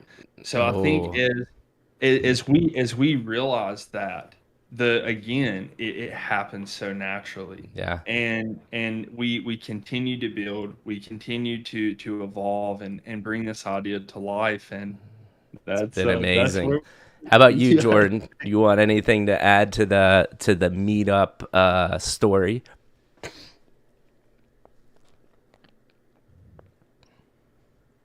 I mean, Walker hit everything. I was gonna make a joke, like I saw him across a crowded bar. I was telling a real story. Just made eye contact. No. So no, he hit the nail on the head. I mean, it was a very, very close friend and mentor of mine. It's very serendipitous, because it was exactly what I needed to find. I was like, hey, any chance you know of somebody that has this, and this, and these skills? Hmm. Um, like, yeah, I do. And like, people say that, but like, he really did. And I talked to Walker, and we had this conversation, told him what I wanted to do. And he's like, I mean, pretty instantly, I talked about the concept, talked about like what we were already starting to build, but it was very, very early in what we needed. And pretty instantly, he's like, I'm in. And again, it really, I mean, that was several months of that. And really, again, we're so used to this on-screen interaction that's become so easy. Right. And you mentioned earlier that in-person interaction, Mm. that's when it really, I mean, the pace rapidly picked up. When we got to be in a room with a giant whiteboard, writing all this stuff down, that's that was really incredibly special, and you can't understate the value of it, in those interpersonal interactions and being there and collaborating together and Right. meeting, because that, again, it was just, and we've been rolling since. Love it. So I have two. Maddie, anything to add before I move on? No, man, let's move it forward. Okay.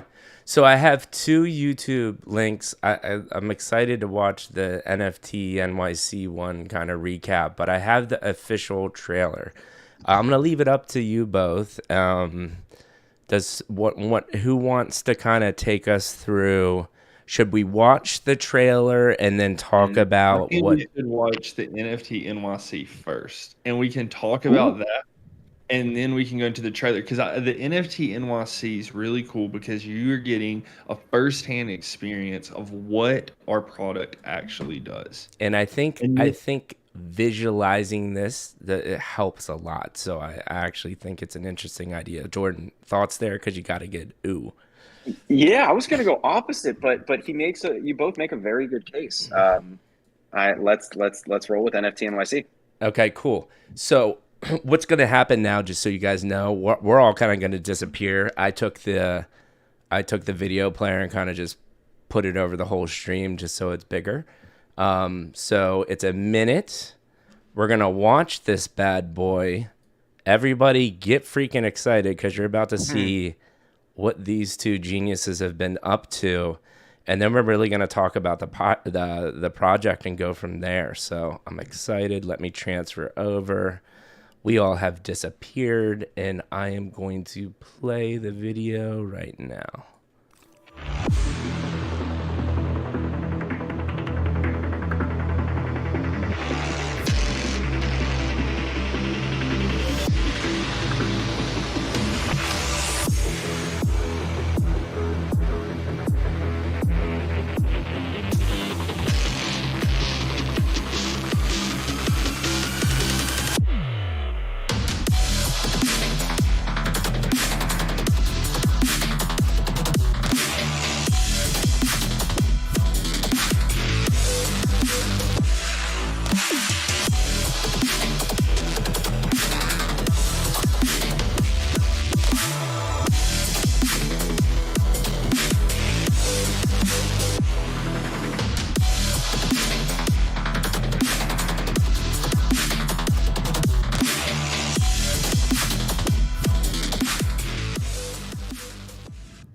Love it. So we just watched it or heard. Do you guys know what the word chuffed means? Never heard it? I do not. It's a European term for freaking excited. So one of our close buddies, he's from New Zealand, and he introduced the word chuffed to us on stream. And ever since that, our community has loved that word. So people are super chuffed, and and it's cool to see. Again, these are the types of companies and NFT projects that will sustain time because you're building businesses, which is really cool to see. So who wants to take it away and kind of talk about what we just saw? Walker, you're killing it. No, Walker, it's all you, buddy. So what you're seeing there is our mobile application, and we're at NFT NYC. You know, we're set up live, having individuals come into the booth, and there's nothing going on behind the scene. So that is a Samsung S22, no Wi-Fi connection, all locally rendering with a front-facing camera. And our markerless motion capture software is able to extract the data from the human body, capture face, body, and hands, and render a real-time output. And go ahead, Jordan. Yeah. So what's special? Because I get caught up into this where somebody asks me, and I'm like throwing all these buzzwords out that really like doesn't mean a whole lot, and people get confused. And I think the familiar experience that people have is that Snapchat, Instagram, Memoji type experience. And what people are used to is a face filter. That's what they're used to, right? It's something that tracks their facial movements, and that's it. What we've done, and we have several patents filed. We've been building this tech. What we've done is we've built software. It's computer vision software and AI that captures your face, your body, and down to your individual fingers on your hand. So those are like 3 areas that companies are separately developing. We're able to do it all together. So face plus body plus hands. That's really special in its own right. Now what we've done is we've taken that and applied it to NFTs. So again, the whole idea of cutting out the picture of your monkey and photoshopping it onto your body, well, you can take an NFT that's actually a 3D model and animate it based on you and your movements and your facial expressions and all of that. So it goes beyond that. It takes it a step further from that Snapchat, Instagram type filter to, hey, this is my virtual digital identity. Let me animate it based on what I do. So that's what you're seeing. It's amazing. I haven't seen anything like that before. So first of all, I'm sorry. I started chuckling, Jordan, right as you started talking. It actually wasn't you. I was reading chat because after Walker said that, my favorite comment was, "Take my seed phrase now." I love it. No, I saw. Fantastic. I'm like, oh, that must be a Bonji with the comment. Yeah, there was another couple. Okay. You'll never see my real face again. I will be MetaTope forever. People are getting pretty excited. Just take my seed phrase now. Oh, it's so good. So good. Was Walker going to say something? Well, and I was just like exactly what Jordan said. Like, this is the next iteration of the digital identity, right? And really what we've done, what I think is one of the coolest things to highlight about this product is the fact that we actually have in Web3, in NFTs, we have a very consumer friendly product. And there's very few companies, if any, that have products right now that are as familiar as the application that we've developed. And this goes right into social media. It goes into digital interactions. We're building we're building out these assets so that you can go into your favorite video games, your favorite streaming applications, your social media, and you have that one unified identity across all platforms that you truly own. Yes. And so can you talk about the technologies from a technology perspective, or maybe like a high level? Because I think what people aren't understanding is there's a bajillion metaverses out there. There's different file formats. There's different file types. What about your product? Have you thought about the fact that the files will be delivered to the NFT holders? Is it universal across spaces? Like, can you talk about that in layman's terms? Again, I understand kind of some of this back end technology, but explain it to the masses. Yep, I'll tackle this one. So think of MetaTope as a Web3 infrastructure company that is building the roads and the pipes to connect all these little isolated metaverses that you have. You have, whether it's Sandbox, Decentraland, whatever, everybody's trying to carve out their own niche and build their own metaverse for what will be the metaverse. Nobody's really focusing on interoperability. So what we're doing is yes, we have our social app. We also have gaming connections. But the special thing is that even if you give somebody a 3D file to download, unless they're very sophisticated and have a lot of time on their hands, they can't really do anything with it. I mean, you look at Clone X, again, very cool. They delivered 3D files and people can create with it.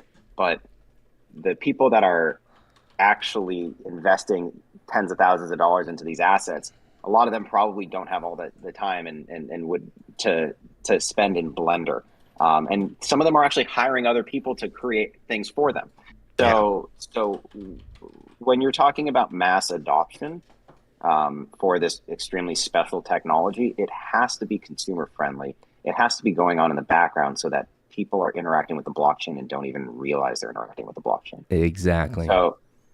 So in layman's terms, for what we're doing and what this tech is doing, you have a non-fungible token, your virtual identity. I don't care how it's represented as a PFP standard or whatever. That is really just an ownership token. Right. Then you come into our application or somewhere that we've integrated with, and based on the metadata that is in there, the traits that say what this token is, right, the asset is reconstructed in application based on that metadata, based on all those traits already being stored in that application. So you don't have to download a file. You don't have to then upload the file, mess around with different files types.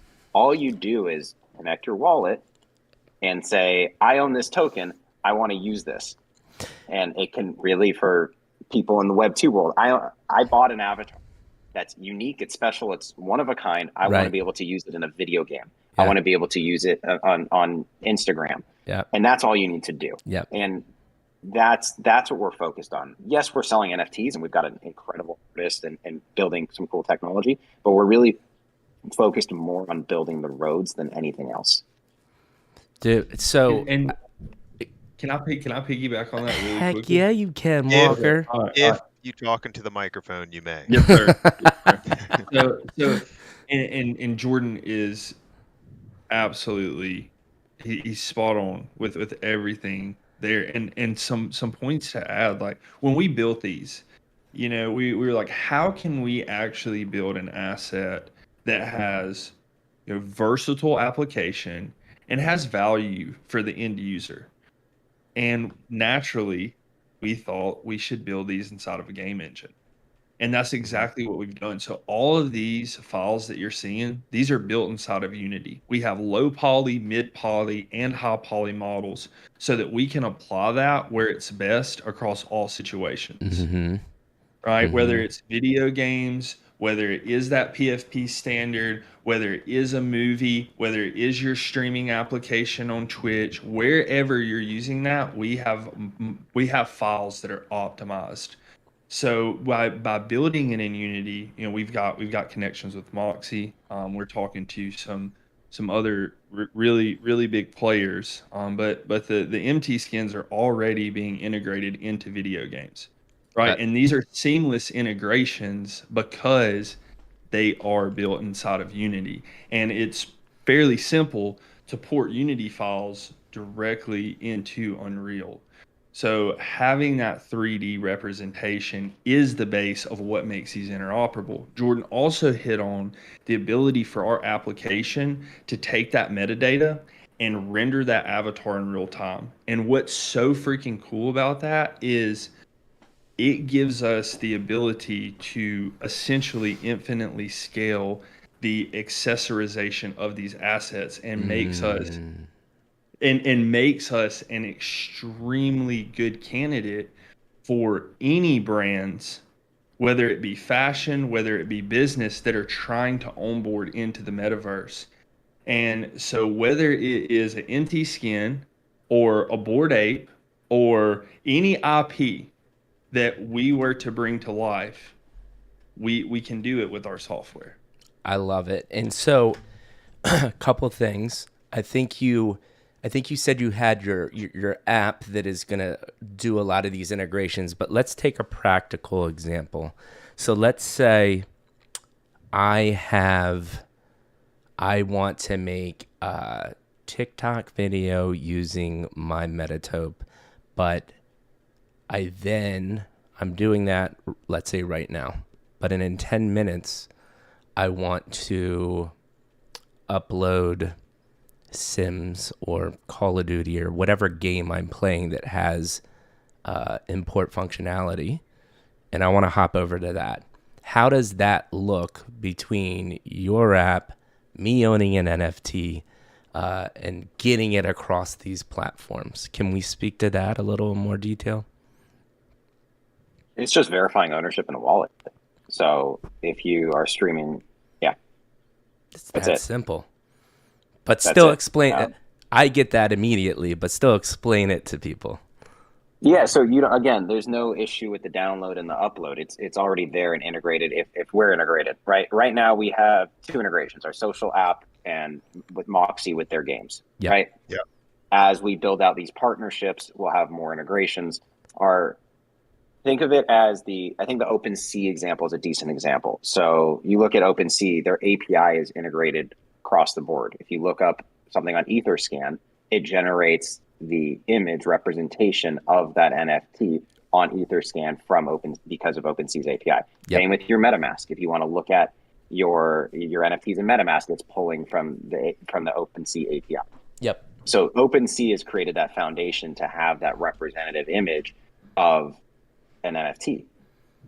What we're doing is we're building the foundation to have that representative image of a 3D model that is then usable with anybody who integrates with us. Yep. So I think that's a decent analogy. No, it's perfect. And That's really a great way to explain it.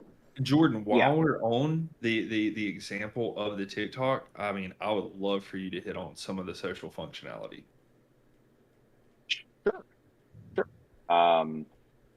So you asked logistics too about how you get this into our app. So again, whether you're in our app or on streaming integration that we're currently working on for Twitch or a video game, it's hooking up your wallet and just showing that as long as the token's in there, you can select it and you're good. So the practical way is just to walk through our application that you'll have in your hands very soon, which you'll go into it. You'll have an option to select which avatar you want to use when you're going to create content. The first version of our app. Could you pull up the slide? If you send me a link in the stream chat, I can actually put it on stream.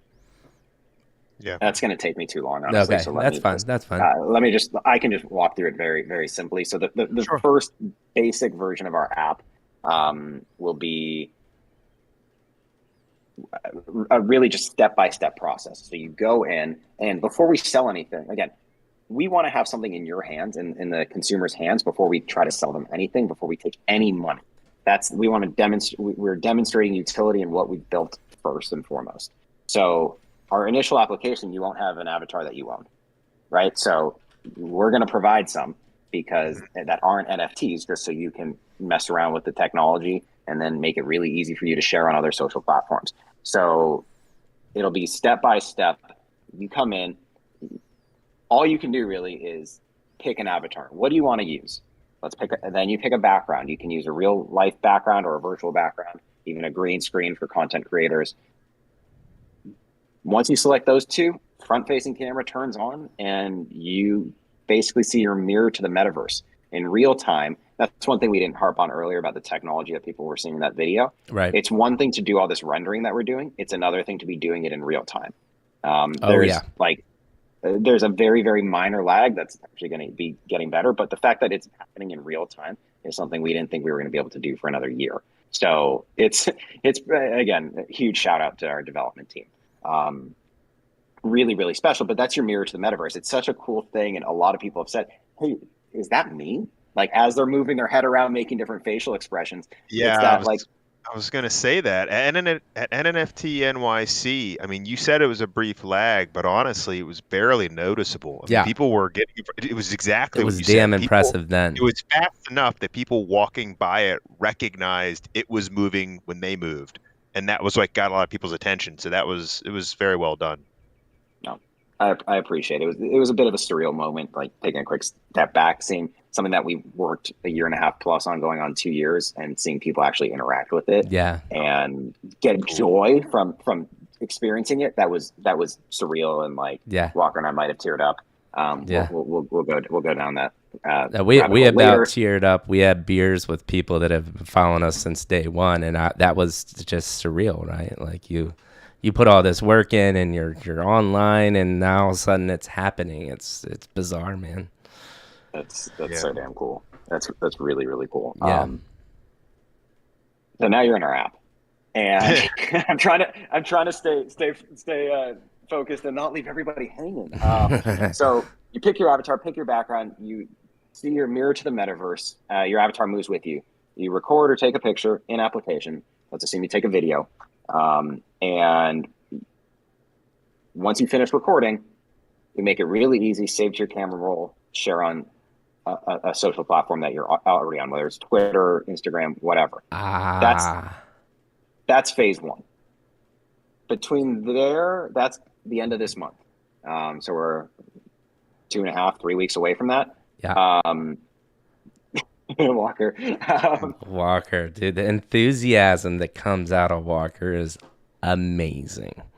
You got to bottle it. I love it.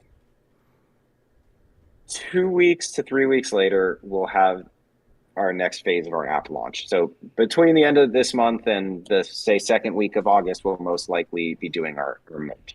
That gives people enough time to experience our application, share content on other social platforms, do some marketing for us, and then we'll do our mint. At that time, people will be able to purchase empty skins, which are empty for MetaTope, but also empty like EMPTY because you're filling them. And a fun little play on words there. And then when you come in the app, you'll be able to connect your wallet and use the actual empty skin that you own in addition to a couple that we provide just in case you don't own one.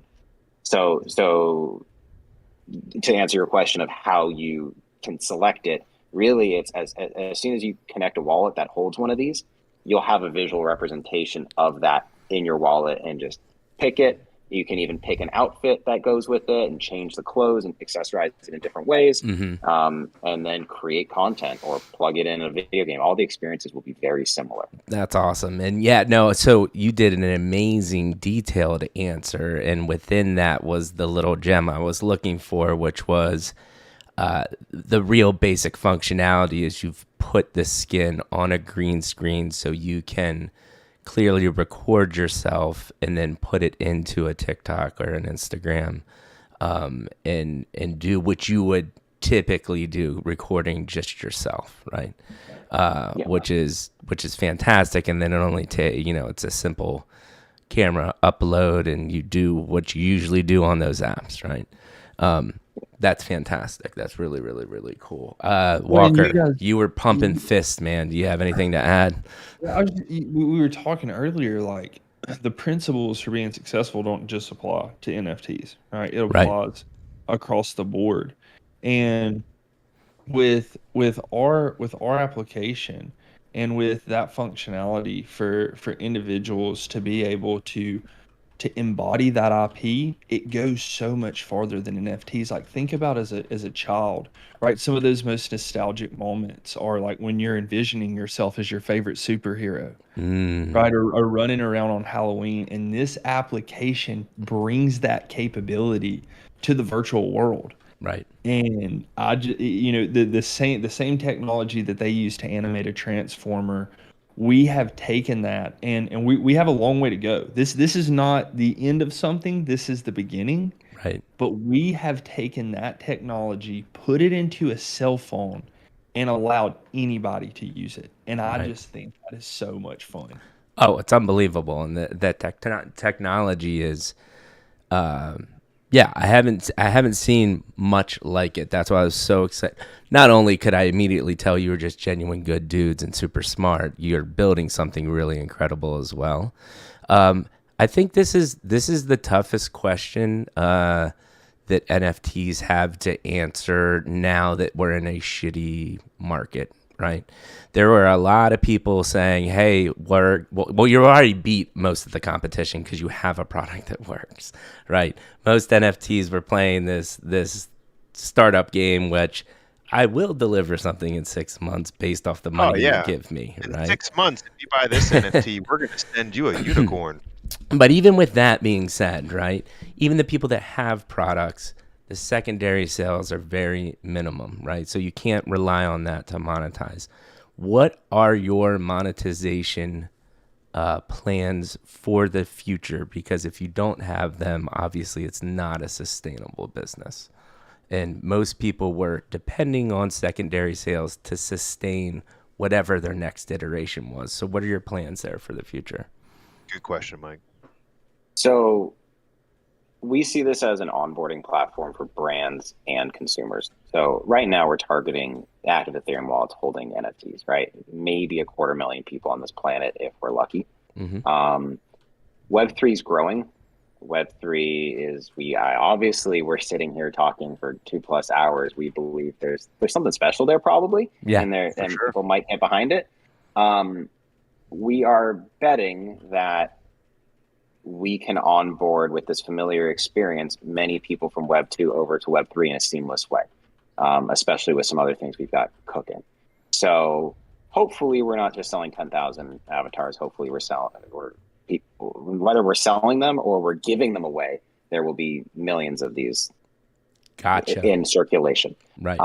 Now, when we're talking about an onboarding platform for brands, if a clothing brand, which a lot of them do, and we talked to some, wants to get into Web3 and sell NFTs and maybe even tie tangible goods to digital goods, they can, sure, you can put like an RFID tag in a handbag or a jacket and tie it to a token and do whatever. But even if you have a picture of let's just say a picture of a jacket, you can't really do anything with that token. If you have a 3D model of that jacket, you still can't really do anything with that token unless you integrate it. And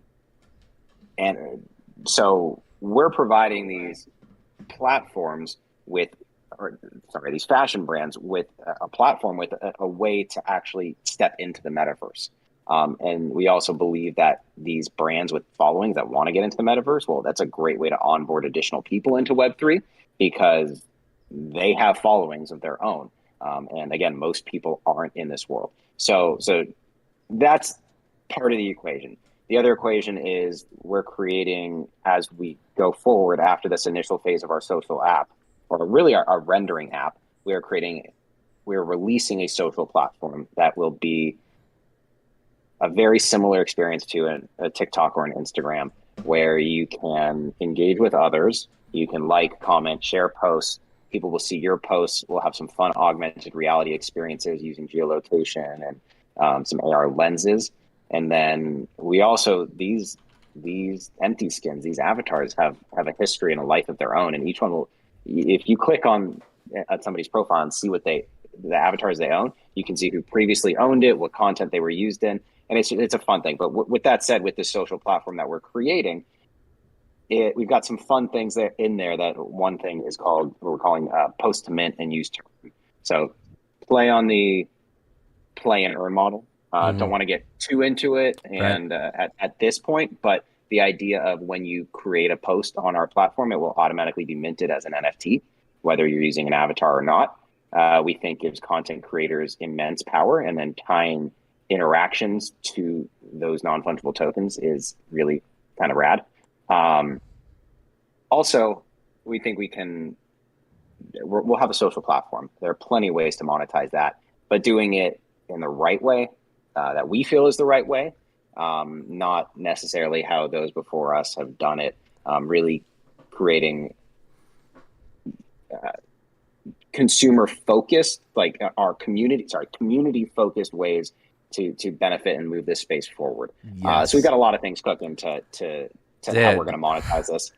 That is one of the best answers I've ever had, because you literally covered the gamut of what your product can offer. And one of the things that just popped in my mind is like, holy shit, like when we talked to you, talked to you a couple of times now leading up to here. And I really was not lying when we bring people on this show. It's not like we're just trying to grab anybody. Like, we want to build long-term partnerships. And I already am excited to do a video with all 4 of us in our MetaTope skins, just making shit happen. It's going to be fantastic. And that's going to be some solid. I mean, what better way to, let's say, give an educational video on what an NFT is in your MetaTope skin? you know? Like there's so many applications of what you could do with this technology. It's pretty exciting to think about. But By the way, go ahead. hold on. Chat has also demanded a Mikey G version of this. So just so you know, there's gonna have to be a Mikey G skin. And then they said if you need to monetize this, you can always monetize the beard and the hair separately. So then, you know, they just get that sweet ginger skin. But then if you want that Pert Plus commercial hair, you got to pay for that. Just thought that came from the chat. It's not a bad idea. We'll coin the deal right now. I will give you my likeness for absolutely free. You can do whatever you want. It by far will be one of the highest selling NFTs. My hair and beard have become a thing in the NFT ecosystem. I can't tell you how many times I've heard, dude, when are you just making an NFT of your beard? And I'm like, I guess I can. And my roadmap will be, you're supporting our show and helping us build our dream. That's going to be my simple roadmap. You just sold the world. I'm going to sell a beard NFT to help midlife grow. It's there. Yet another person in chat said, take my money. So there you go.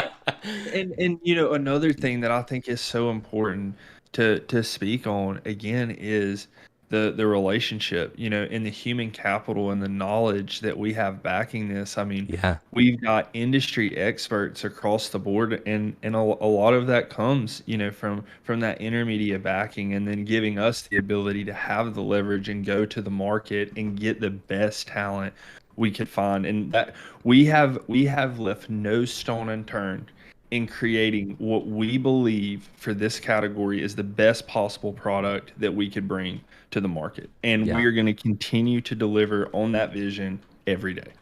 Yeah, that's a great way to follow it up. And to recap, what I heard was really the monetization possibilities are endless. You're obviously creating an NFT to get excited about the application. You have real world brand application. You're going to have your own app. I'm sure you can monetize accessories and stuff like that if you want to go down that route.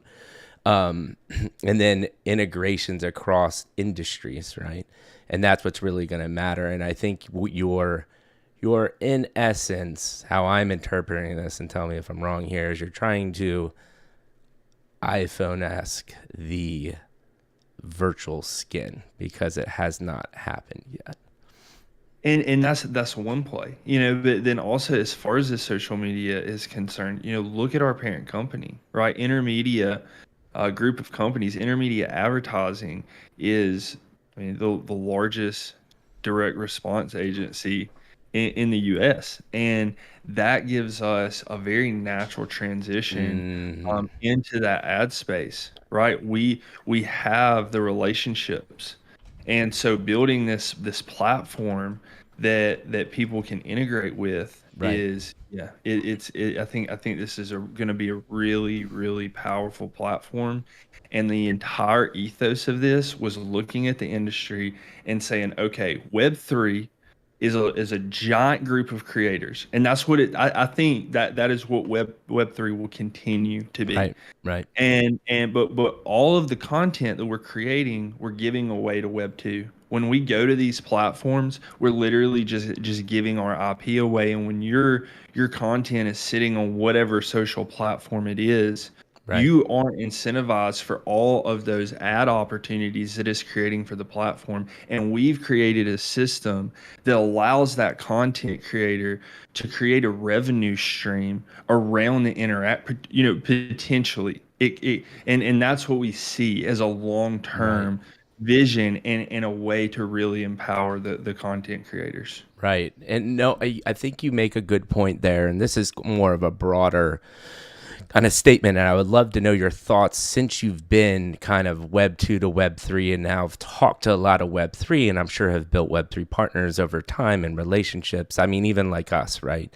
And what you said is Web 3 is a community of builders. And I actually think that resonates really true with me because, yes, you have YouTube, you have the social media apps, which are tools for creators, But when I look at Web 2, I still think like I'm just putting my traditional business online and I'm still trying to monetize my whatever business I have. Web 3 is really interesting me in the fight with like the whole catalyst of Web 3 is to build something new. So everybody, especially right now, and you know, I always hint at the when Meta does take it over and Amazon does take it, I hope they buy you guys for $100 bajillion, right? But it will be watered down at some point in the future. But right now, I feel like a majority of the people that get into that are actually super jazzed about Web3 are the people that are excited about creating things. Do you guys agree? Or, I mean, obviously there's the investment side, but is there anything to speak to about that nuance of just the creator builder mentality? 100%, and I think it goes right back to that founder mentality, and that was what we were kind of alluding to there. You know, is that need and that necessity to build and adapt, and that's exactly what you're speaking to. So, yeah, it's a beautiful industry, and we're trying to build tools that make it a lot more accessible for the larger audiences, and also give people who utilize our technology true ownership around their social content, right? Like if you think about what NFTs did for digital assets, you know, that's what social media that's what we can do with social media content and digital interactions. Right. And that's where we see a lot of, we think we can provide a lot of power to our users. I love it. Anything to add there, Jordan, or did Walker sum it up pretty well? No, he hit it, and you kind of talked about this, and I mean, even I've heard Charles Hoskinson talk about this, about kind of this point with Meta, and these big platforms. I mean, you said you hope they buy us for a bunch of money, but the reality is that there are a lot of people who are disgruntled with kind of the way information is handled, the way their privacy is handled, and I think it's, when you're talking Web3, when you're talking decentralization, I think the timing couldn't be better. And this is why I mentioned Charles Hoskinson. He was this is a while ago. When we get to this point where people will choose the centralization or the decentralization route, and I think there's a lot of momentum building around the idea of decentralization, and I'm hoping that it pushes people toward Web3 and you're getting people more creators, more of this. So, you guys keep hitting the nail on the head. And I keep saying that, but no, that's I guess that's a compliment. I will take that as a compliment, and it's all good conversations. So how about we do this? I'm gonna play the second, kind of just like the teaser 30-second video. And now that people have a lot more context, get them jazzed up. While I'm playing this video, Matt's going to collect some of the community questions that we did not cover yet. But I will say we've gotten incredibly good at having deep conversations like this, and I can still pay attention to chat. And I will say the overall sentiment in chat during this entire conversation is just pure excitement, and they really think you two are genuine dudes. So props to you for just the vibe that you're conveying and all the amazing things that you're saying. Okay, we're going to play this 30-second trailer, and now that we've had this awesome conversation, maybe a little bit more context into what you're actually seeing when you see the avatar skin. So we're covered up. I'm going to play it right now. I got to turn the volume on first. That would be helpful. That's the secret. Mm-hmm.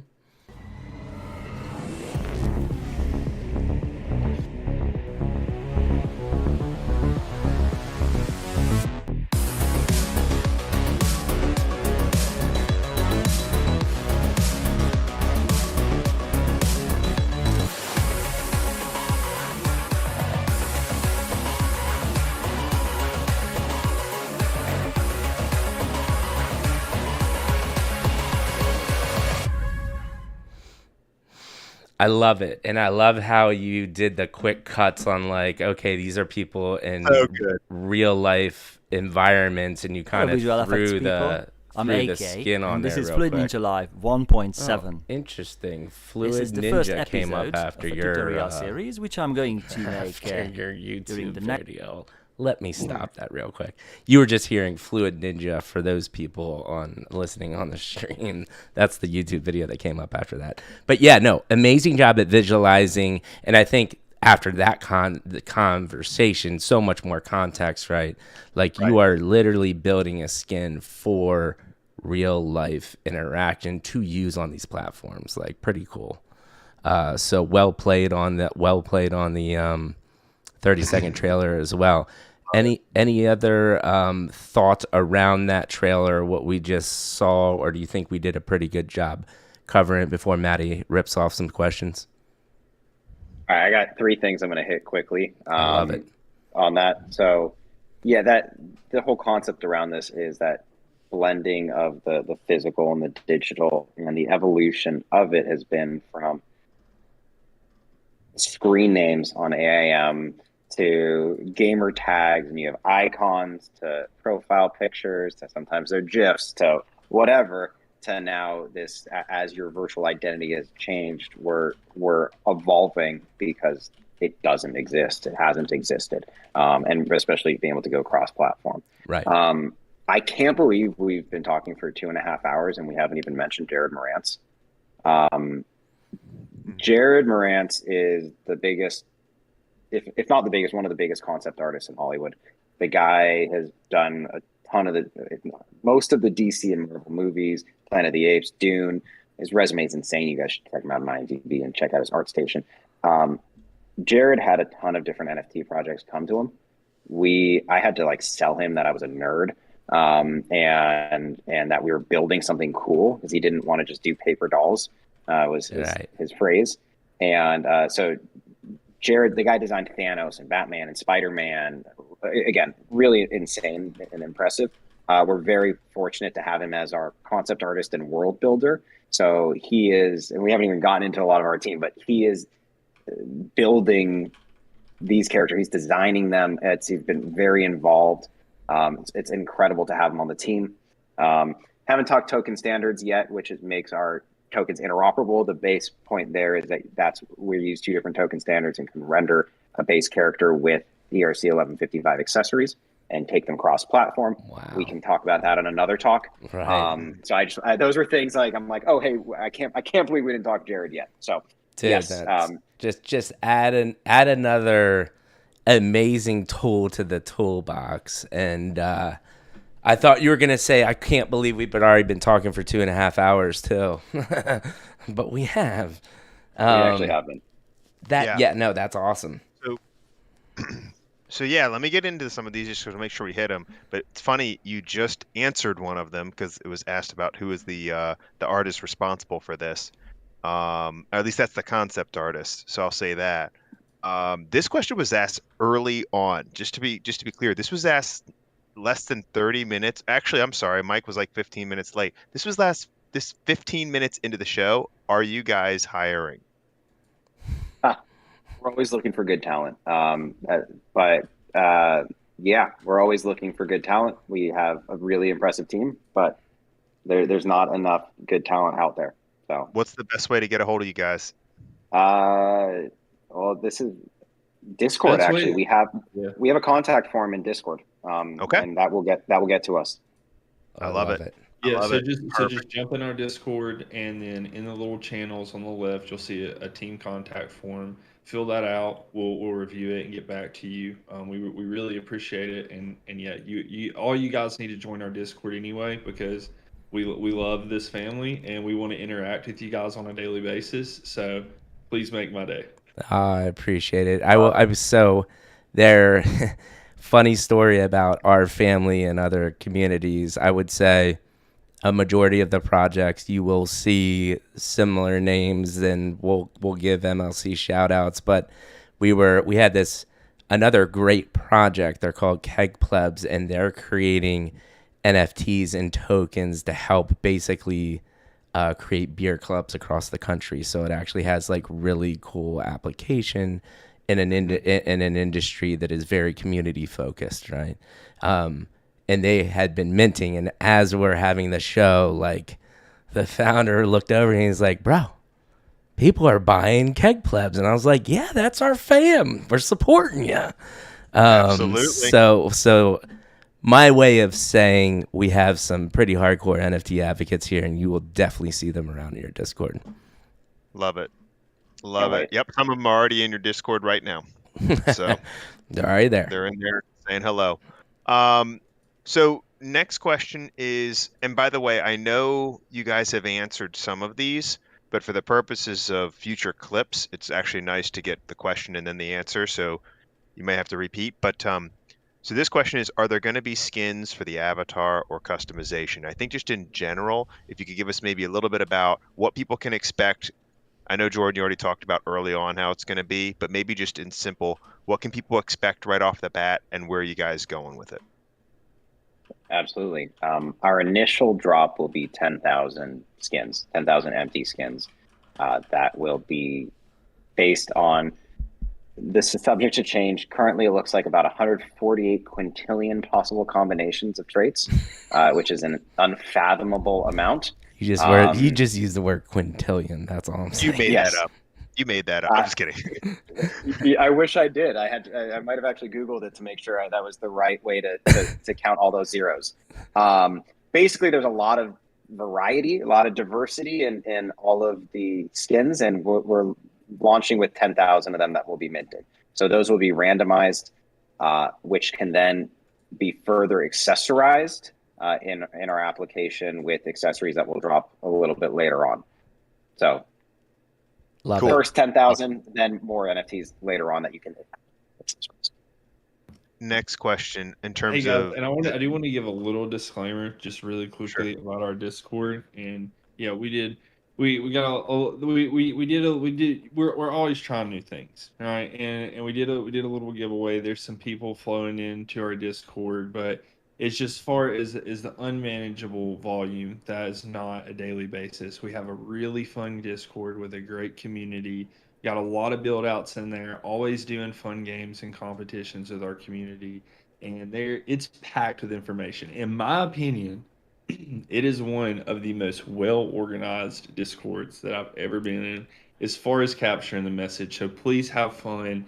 And we'll see you guys in there. Thank you. Sorry. Oh, no, thank you for that disclaimer, because there's a lot of shitty Discords out there, and I have no doubt in my mind that yours is buttoned up. I like it. We have the best security systems we can possibly place in there. We're constantly monitoring, and we have done everything. If any nefarious activity starts to happen in our Discord, it literally automatically shuts itself down. Nice. Like, you can feel very safe in our Discord, and we've strived ourselves on that because that's been a pain point for the industry, and we want to set a new standard there. And I think, so if you guys ever need anything, let us know, because we got some great people. Thanks, man. I think the fact that, listen, we all feel safer because you just used the word nefarious. So anybody describing it that way knows what's up. So I appreciate it.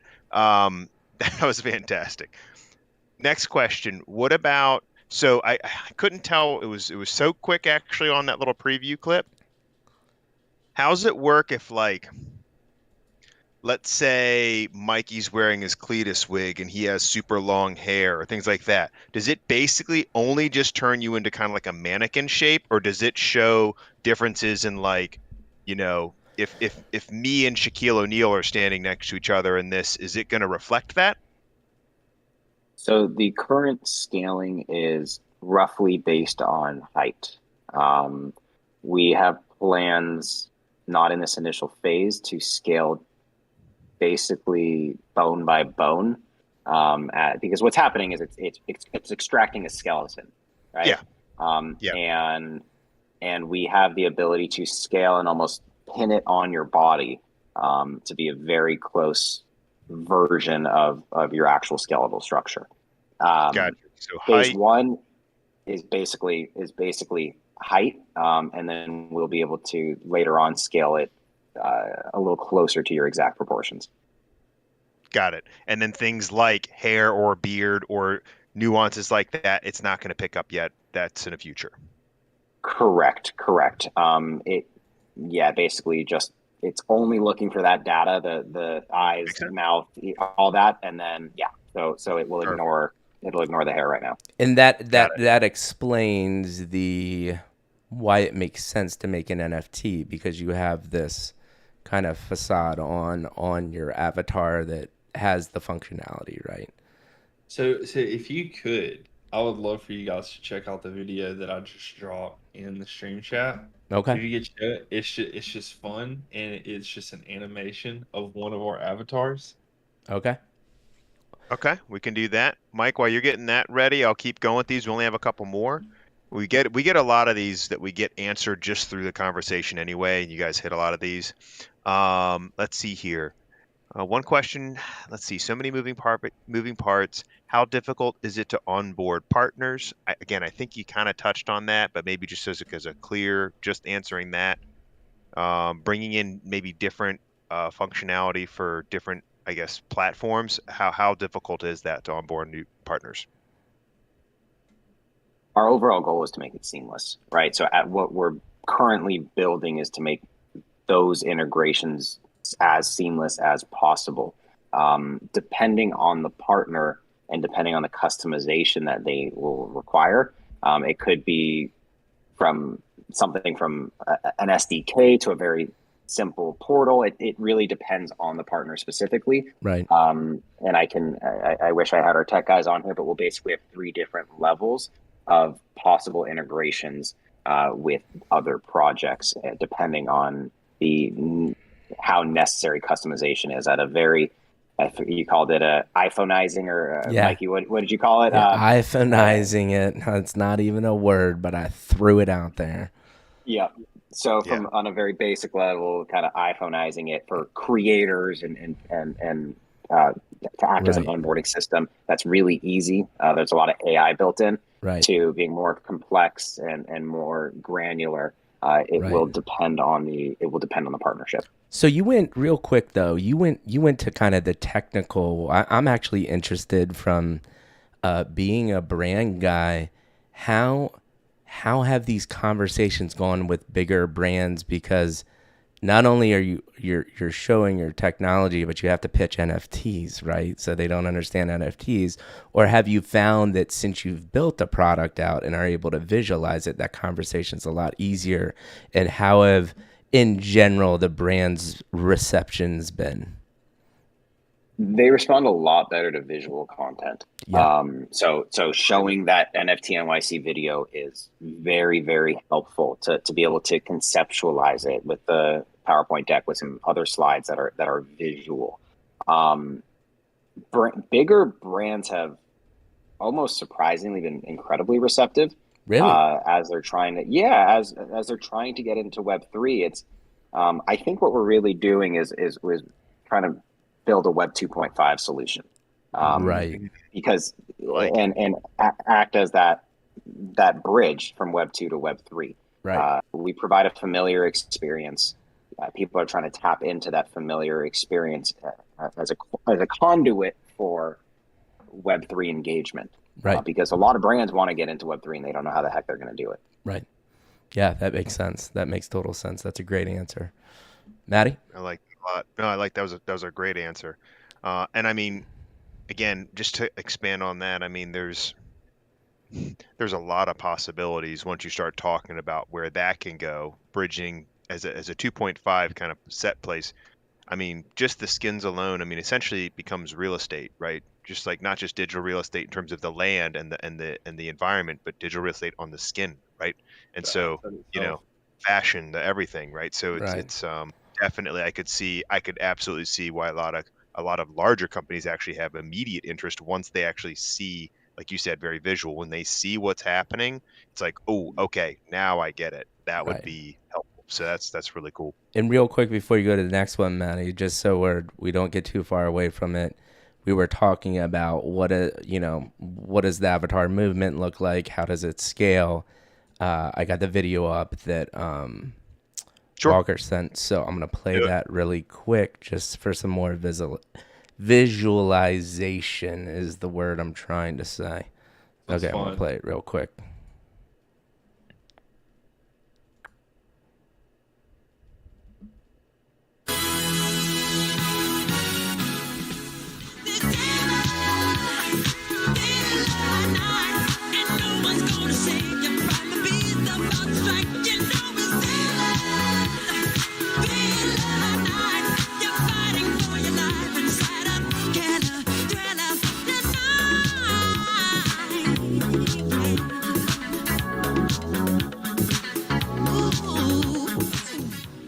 Okay. Fantastic. I just need to We are react gonna- to that introduced a really brand new quick. skin to the game What's called the Night insane, Terror. I had not seen that video yet. That fidelity is insane. The nuances of the movements that you've built into that all in real time. Like that shit is crazy. Let me give a disclaimer before you get too excited. Okay. So that's our model. So like, yeah, can your NFT do that? Probably not. That was actually with pre-captured motion data. That was kind of a preset based on the Thriller dance. Okay. We can still do it because that's our model. I mean, honestly, because my next question was going to be, who do you have that did that dance for that promo? Because they nailed it. And we're going to do some really fun stuff on the marketing front. That was really just a test, just kind of to see. But we're going to get a very similar experience with our tech. We're very confident about that. But that does bring it up. I mean, and then this is what I think a lot of people don't realize, us being marketer business people. There is a marketing shine to things to help attract audiences, and it happens everywhere, right? So how far off can we expect my Meta MT skin compared to what we just saw? How good are your dance moves? Yeah, and it all depends. Don't because test like, Mike. this is R&D. Like, we're building something that doesn't exist. Right. And so what we've captured is the ability and the data to reconstruct that model, and it infinitely scales with the technology. Yeah. And Awesome. I'll jump in really quickly. So the live rendering is not as good as if you upload a video. So if you did that dance and you had two phones, one was recording you dancing, and one was the live render. The live render would be awfully good compared to anything that's out there. It'd be pretty damn close. What would be better is if you recorded and then uploaded to our software, which will be phase 2. Right. So you'll have the option of live recording or uploading. Right. Because when you upload, we're able to get that better fidelity because it doesn't have to do it in real time. Right. Again, really that option's still not available. That's still a special technology, but you want the best, most crisp render. If you're a TikToker and you want that really high fidelity render, you're going to do it from a pre-recording that you allow to take a longer time to process because you don't need that instant rendering. Right. It's It- it's computing power, right? I mean, it just really comes down to raw computing power. If you're trying to upload or download a video and you're going in 4K, 60 frames per second, it's going to take a while. Mhm. And the lower you go, the quicker it is. So That's as what I mean. we introduce that back end, we're going to have the capability to produce some amazing content with a very efficient output in the rendering time. Yeah, that makes sense. And this is true in a lot of things, by the way. I mean, like, I think it's interesting just kind of following, for example, the director James Cameron, right?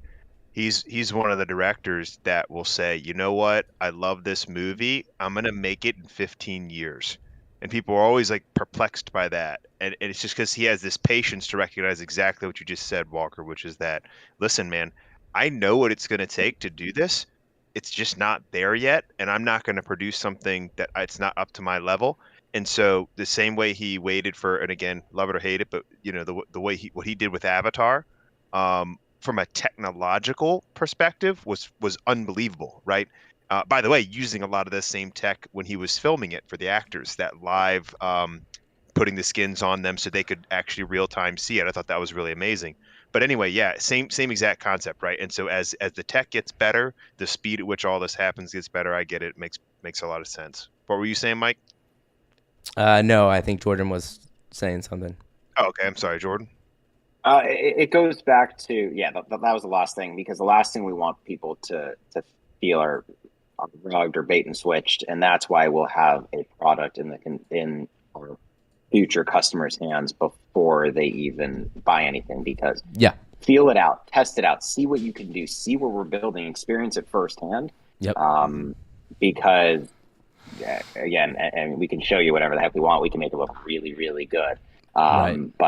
But actually experience it and see that it's really good in person.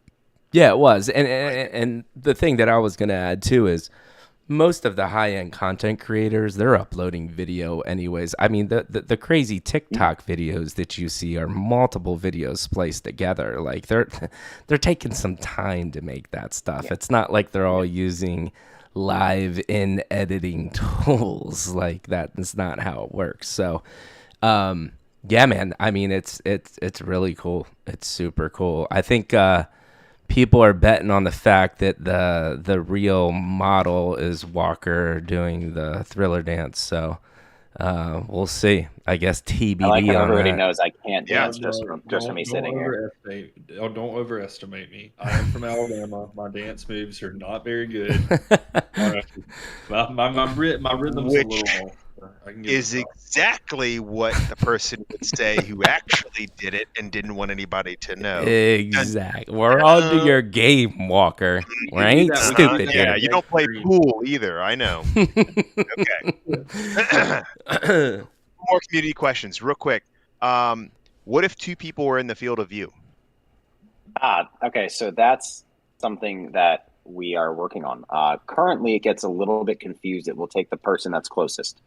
But it does get a little confused, and the render won't be great. It performs a lot better with just one subject there. Now I was messing around with it at a wedding, and I had a friend dancing, actually Howler's brother. Nice. Nice. He was, and he was dancing, and it actually ended up being decent, but occasionally you'd see like an arm go flying because it caught somebody else's. Right. That's something we're working on in addition to, oh my goodness, facial recognition to actually be able to place you with your avatar and then be able to pick different people out. Right. So phase one, again, it performs much better with just one person in frame. But yes, it's something we are actively developing. Currently, it's with where you get multiple subjects and then the automatic replacement. Awesome. I like it.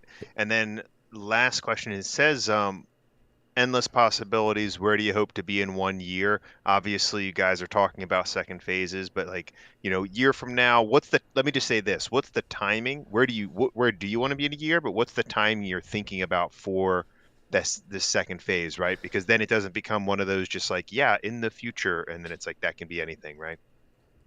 Walker, you want to hit it? No, I'm going to let you hit the timeline. All right. I've been talking a lot. So timeline, end of this month, we'll have our initial app. We're calling it version 0.75 just because it doesn't have the capabilities that version 1 will have with when you can actually use your app. So 0.75 coming out at the end of this month. About 3 weeks later, version 1 will come out. You'll be able to use your skin. End of September is when our social platform launches. End of fourth quarter, we have more customization, augmented reality experiences. Beginning 2023, we just keep adding on to that. So then it goes, we have brand deals that we're actively talking about now. Probably some of them won't really be implemented until then. And I'm going to leave that there. And then that's really when the user generated content comes into play. As we expand, as we make this easier, you can buy in-app, upgrade in-app, all sorts of fun things with our post to mint model and use to earn model. So we've got definitely through the end of this year, pretty much know what we're doing by the minute. And really even I mean, we have the next 2 years pretty much sketched out completely. Listen, you worked for almost 2 years to get to this point, so I have no doubt in my mind, no matter what happens, you're going to continue to build. So, And I think we need to do a better job on our roadmap of specifying those times, and we're gonna do that. So we want the community to know that. Yep. And we're learning. You know, the website is a living document. We worked on that thing. I could have never. I can't. I still don't know. I mean, there had to be like, with all this thousands of hours that went into that website. Yeah. And so thank you so much for those great questions. We want to have it where the community is completely aware and comfortable with where our roadmap lies. But, mic check. Sorry, I will again allude to the fact that the one thing that I can guarantee is that we're going to show up every day and deliver the best product that we possibly can. Yeah, and I'm going to give you this massive tip from a bajillion projects that we've had on here that have been insanely hyped. Insanely hyped. A lot of them are suffering right now because they promised the world. So, if any industry is the industry to do it in, I appreciate your transparency, but also under promise and over deliver. This industry is so fickle. It's based off hype. And if you, I always allude back to, so I got my start, my real big kind of like brand notoriety was an original hate piece mod. And they were touting this, NFT fashion brand. And they were expecting a supreme partnership week one after we minted. And we all know that traditional business doesn't work like that. The community was expecting that. The community was expecting that. So you just got to be careful with that. Antonym's another example. Antonym, super hype project. Amazing dude, great business mind. We had him on the show, and people still don't have their digital fidgetals, and that's the one thing, like, I can guarantee you, and that we're trying to literally prove to our audience will not happen with us. Yeah, we have built a revolutionary product that again extends the capabilities of digital interactions. Right. We're bringing that day one with a world-class asset that very few projects have went into the detail. Taking a world-renowned concept artist and him spending hundreds of hours just building the tech lines on these models. Yeah. No. I know you guys have it. We saw it, right? It's working. I'm just saying, tread lightly in the future. When you say your social app is gonna be live, it better be freaking live. That's all. So, and it's funny you said that, because I threw that out because it's like, realize we're like having just a conversation, and I ended up saying more things than I usually say. Right. Because you asked me to dive into it, and I was going to add at the end of that, like, these are where we currently stand. The last thing we want to do is overpromise and underdeliver. That was in there, and so you said it for me, dude. I got your back. I'm not gonna let. Thank you. I'm not gonna let the community take you guys down, because you got something extremely special. I appreciate and so it. With that being said, I think we hit all of the questions. We are almost at 3 hours of straight talking. This has absolutely been one of my more fonder memories of our show so far. I want to give you two any final comments about MetaTope before we kind of ask our ending questions and close it out. Any last thoughts of hey, I mean, we covered a lot, especially about the project, but is there any last things you want to tell our community as we kind of wind this down? So, the one thing that I would say is that we're here for the long term. We're gonna keep building. We're not a company or an organization that the market dictates our next move. And we believe in this industry long term. We're building the infrastructure to integrate it to the masses. And we're so excited to share that journey. So please join our our Discord, hop on our channels, engage with us, and let's grow together. It's going to be so much fun, and I will see you in the MetaTope. I love it. Anything else to add, Jordan? I can't really follow that up, but just want to thank you guys. Thank everybody for listening. Mikey and Maddie, thank you for hosting us. It's been an absolute pleasure. I already can't wait to do it again. Oh, I love it. So we have kind of some final questions that we always ask, and it's I think it's twofold. One, do you have any questions for Maddie or I? Because we just asked you a shit ton of questions. And then two, how do you think this whole experience went? So I'll start with you, Jordan. Twofold. And if you don't have any questions, totally fine. No, it's amazing. I always try to. I'm usually good at coming up with questions, and that's like my biggest thing. Like in an interview setting, like you always got to have those questions at the end.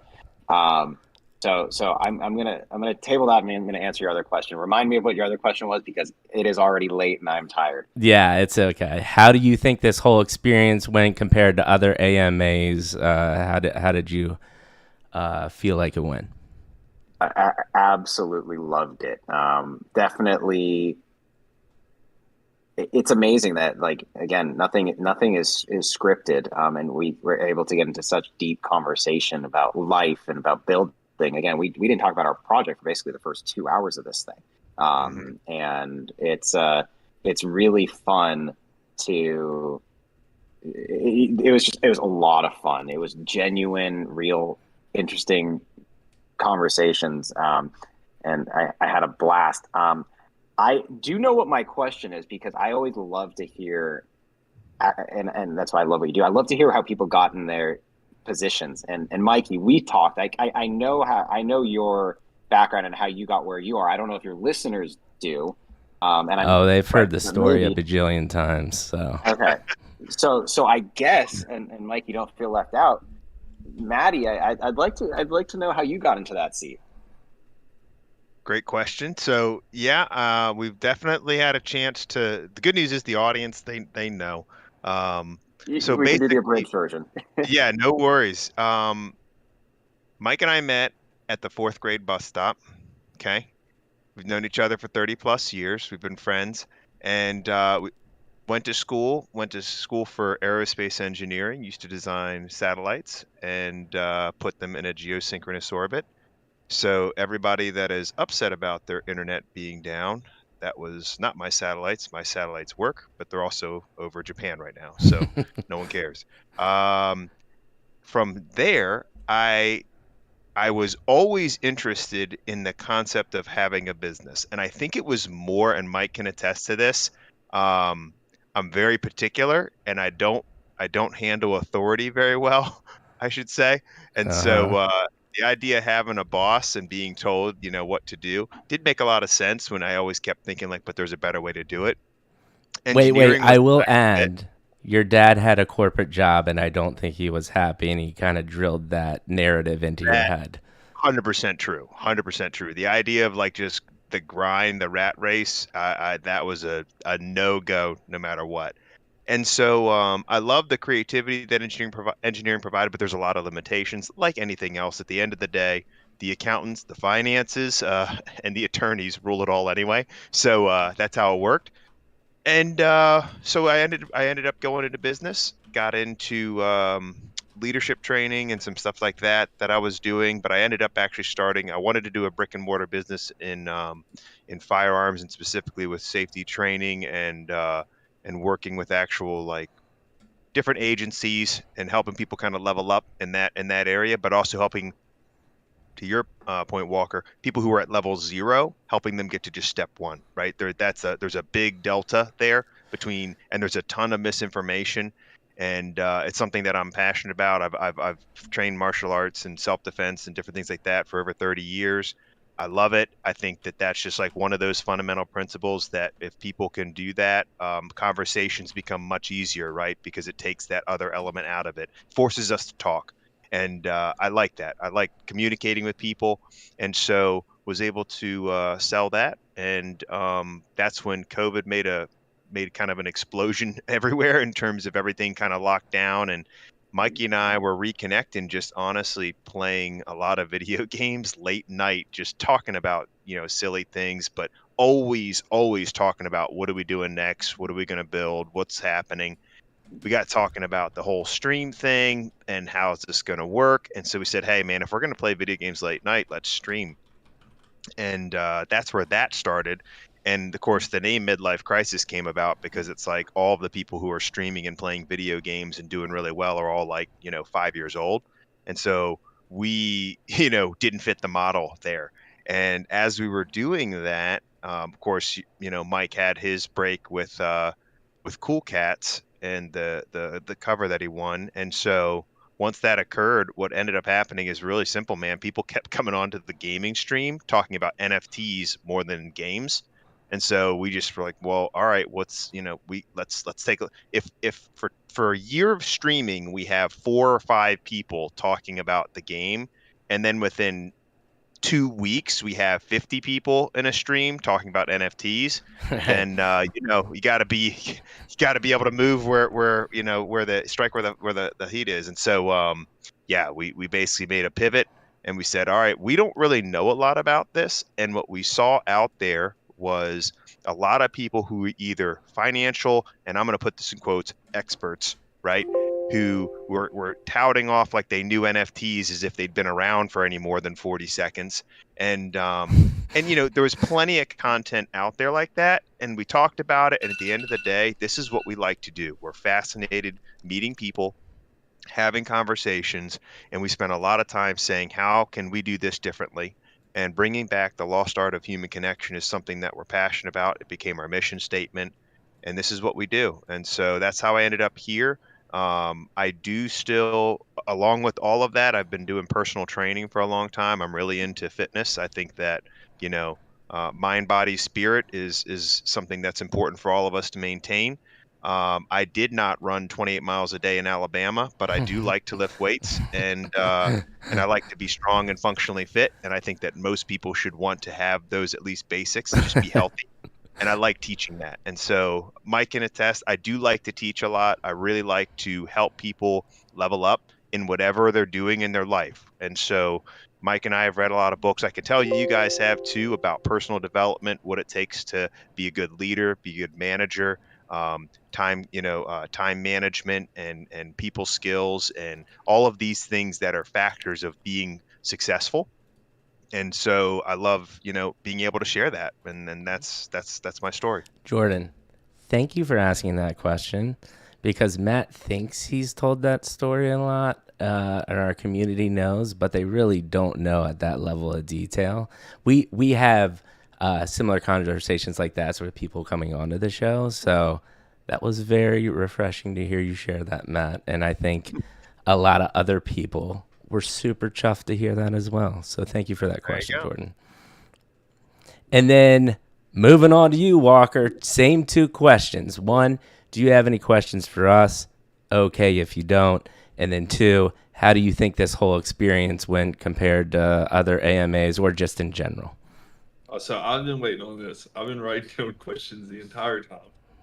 Oh, no, I'm just kidding. I have a ton of questions for you guys, but tonight I think we're all getting pretty tired. Yes. I want to say that I was super chuffed to come on the show and spend time with you guys.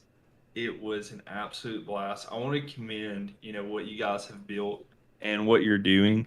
You brought the best out of us and, offered a safe environment that facilitated great conversation. And that is an area for growth. And so thank you guys for doing what you're doing. Thank you. And we can't wait to be back. Awesome. Yeah, and I'll let Maddie kind of do his closing comments. I'll do mine, and then we'll part ways for the time being, but we'll be back together. Maddie, go ahead. So all right. Yeah, absolutely. So this was I have a lot of notes as well, and I really loved the way this conversation went, because I told you guys before the stream, our goal is to get to know you guys. And first of all, first impression, we told our story from our Sunday stream about what our experience at NFT NYC was, right? And I will say a majority of our experiences on that show floor, quite frankly, were pretty weak. Yeah. There were a lot there, and you could tell they were not prepared to be at a show, or they weren't taking it seriously, or they just hired somebody for, I don't know, whatever minimum wage is to basically man a booth. And that was not the energy at your booth. We were walking at that point. I felt like my kneecaps were about to explode off my legs. I'm old and I can't walk around all day and I can't be up till 4 a.m. like that. And so I was grumpy. I'm not gonna lie. I was grumpy. And Mike he was smart. He went and got alcohol early. I didn't do that. Man. I was Hand on of the dog, Advil. baby.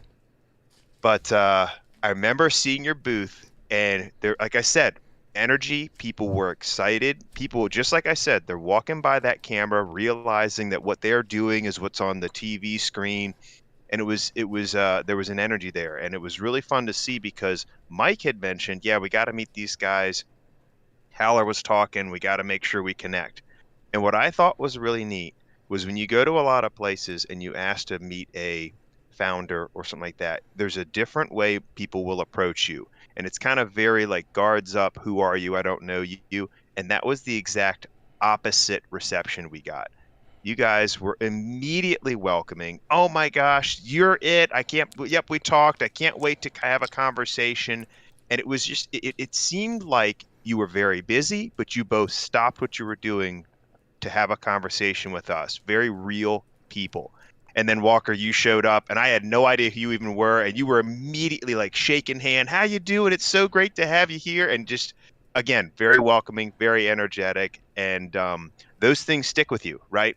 And it's just interesting because I don't really remember anybody at that conference that made me feel that way when I interacted with them. And so I commend you guys. Not only did you show up to show this amazing project you put together, but you took the time and the energy to make people feel special who attended and went to your booth. And I think that that's going to go a long way too. And it says a lot about you guys. And the last thing I'll say is my favorite quote during this conversation was when you said that this is the next iteration. You said it, Walker, the next iteration of a digital identity. And I think that's a very powerful phrase. And I think that's going to take you guys far. I really think that this is something, this is interesting. This is fun to see. And I love that you had some videos prepared and we were able to share that. And just thanks so much for taking the time. This is a long form conversation. You guys you hung in there. We appreciate it, but you guys are fantastic. And just thanks so much. Can't wait to talk to you in the future. Yeah. That I means know the world to us. Thank you. I know you guys are tired. And Maddie, thanks for the closing remarks. I got a couple things. I'll try to keep it short, but you guys are pretty damn awesome. So, one, what was special to me was Haller introduced me to you, Jordan. And that is really cool. Like, we were talking about these, like, just insane moments, you being at the booth, people using your tech, us meeting our community, and then this actually right now, knowing when Maddie and I started this, the power of networking, connection, and community paramount, right? We knew the power of building a digital online community, and just the power of connection was huge. And to know that we had Haller on the show and just knew that he was a good guy, and he said, hey, you got to talk to Jordan. And then now, when you're in the shady industry, I didn't even have to hesitate. I said, well, if Haller trusts them, I trust them, right? And like, that is a product of what we're doing. So it was really cool to see that happen. So thank you for that. Thank you for answering my text. Thank you for talking to me. And then two, I would just repeat this to like the community, and this is the community needs to hear. This is what a good business looks like. I wouldn't even call yes, you're making an NFT, you have an NFT project, but this is what a good business is. And I think the future of NFTs looks like our conversation that we just had. And if you cannot hold conversations like that, you might make a little bit of money, but you're going to fall very hard. So I just commend you for all the work, putting your product out when you meant having things ready. I mean, You guys are the real deal. So I just want to thank you. Thank you for talking for 3 hours. And then I will close it off with dead serious again, long-term relationship. We will continue to grow. Maddie and I will not stop until something pops. So we are here as partners. We are here as content creators. We are here as video people. We are here as AMA people. However you think we can collaborate, we'll be here for you in the future. So just thank you for everything. For sure. And that's it. Thank you. I mean, that was special. That was very special. So thank you. Absolutely. Thank you, man. And with that being said, we have some more people coming on later this week. Thursday, like always, we actually have a buying alpha platform, NFTgo.io. They will be on. We'll be talking all things how to degen the hell out of this space and make some money. Totally different conversation that we had today. I will guarantee you. And the last thing I wanted to say to you guys too, absolutely top 5 conversations I've had since we've done this, and we've talked to almost 100 founders. So you are in cream of the crop company. I really appreciate it. And with that fine sentimental note, Midlife Crisis is out, and we will